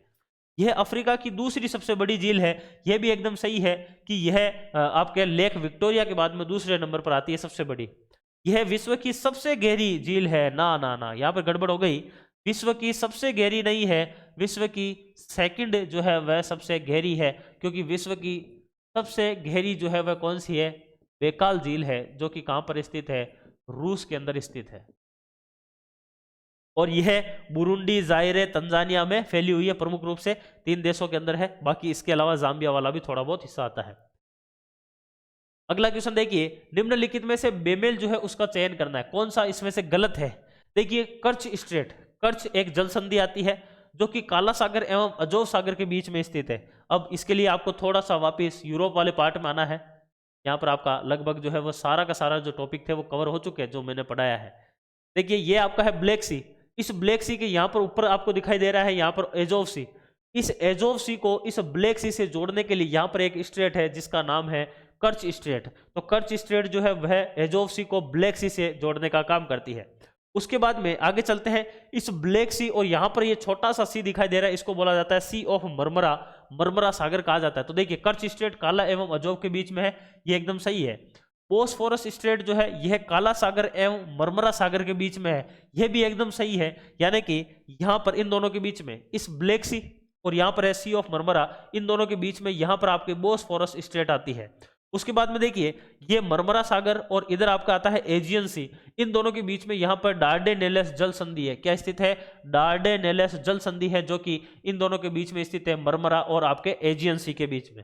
एसआई के अंदर क्वेश्चन पूछा गया था इस बार कि एजियन सी को ब्लैक सी से जोड़ने वाला सागर कौन सा है, वहां पर स्ट्रेट नहीं पूछी गई, डायरेक्ट देखो डार्डेनेलेस को खा गए, डायरेक्ट आपको किसको खा गए, इधर से आपके जो आपके बोस्फोरस स्ट्रेट थी इन दोनों को खा गए और कहां पर पहुंच गए, सीधे ही एजियन सी को ब्लैक सी से कौन जोड़ता है, ऑप्शन के अंदर ये सारे सागर दिए हुए थे, उसमें एक सी ऑफ मरमरा था।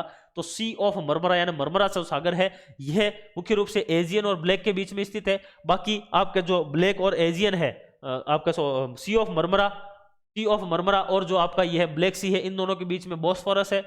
ब्लैक सी और अजोव के ऊपर आ जाती कर्च स्ट्रेट, और सी ऑफ मरमरा और एजियन के बीच में क्या है, आपके डार्डेनेलेस स्ट्रेट है। ये तीनों की तीनों रट लेना इंपॉर्टेंट है, वेरी वेरी इंपॉर्टेंट क्वेश्चन है ये। और ये तीनों की तीनों सही है। इसमें गलत ये है क्योंकि कील नहर जो है ये उत्तरी सागर को बोथनिया सागर से नहीं जोड़ता है, यह किससे जोड़ता है, यहाँ पर देखिए बाल्टिक सागर से ये जोड़ता है। यहाँ पर इधर आई है और यहाँ पर आपको पता चलेगा ये जो डेनमार्क है इसके नीचे यहाँ पर ये है कील नहर। इस कील नहर के द्वारा नॉर्थ सी यानी उत्तरी सागर को बाल्टिक सागर से जोड़ा जाता है। बोथनिया जो सागर है वो तो यहाँ पर पड़ गया, यहाँ पर पड़ गया गल्फ ऑफ बोथनिया, तो बोथनिया की खाड़ी से नहीं जोड़ता है, बाल्टिक सागर को नॉर्थ सागर से जोड़ती है आपके कील नहर। तो इस हिसाब से यहाँ पर उत्तरी सागर तो सही है, यहाँ पर ये जो बोथनिया सागर है यह आपका गलत है, यहाँ पर बाल्टिक आना चाहिए था, बाल्टिक आना चाहिए था, बाल्टिक सागर जो है उससे जोड़ता है। तो इस हिसाब से इसका सही उत्तर जो है वह हो जाएगा 4 नंबर। तो यह था आपका विश्व का जो भूगोल है उसकी महत्वपूर्ण प्रश्नोत्तरी, जो कि पूरा का पूरा आपका ग्राम सेवक का सिलेबस है उसको कवर करते हुए सारा का सारा इसमें मैटर आ गया जो अपन ने क्लास के अंदर पढ़ा था। इसके अलावा भी अगर आपके कोई क्वेश्चन हो तो आप कमेंट बॉक्स में जरूर लिखें, वहां से भी आपको आंसर मिल जाएगा। वीडियो अगर पसंद आई है तो लाइक जरूर करना, शेयर जरूर करना, चैनल को सब्सक्राइब जरूर करना। इसके अलावा क्वालिटी एजुकेशन के साथ जुड़े रहें आप लोग। आप सभी के लिए विशेष रूप से क्वालिटी एजुकेशन के द्वारा ग्राम सेवक को ध्यान में रखते हुए जो भी प्रमुख आपके सब्जेक्ट है ग्राम सेवक में, उन सभी के लिए क्वेश्चन सीरीज चलाई जा रही है निरंतर रूप से, और आप लोगों के साथ में मेंस के एग्जाम तक भी हम लोग इसी प्रकार से जुड़े रहेंगे। धन्यवाद, इतना ही रखते हैं इस क्लास में। अगली क्लास के अंदर फिर से मिलते हैं, तब तक के लिए थैंक यू। आप सभी को अपने एग्जाम के लिए बेस्ट ऑफ लक, अपना एग्जाम बेहतरीन दे के आए। धन्यवाद।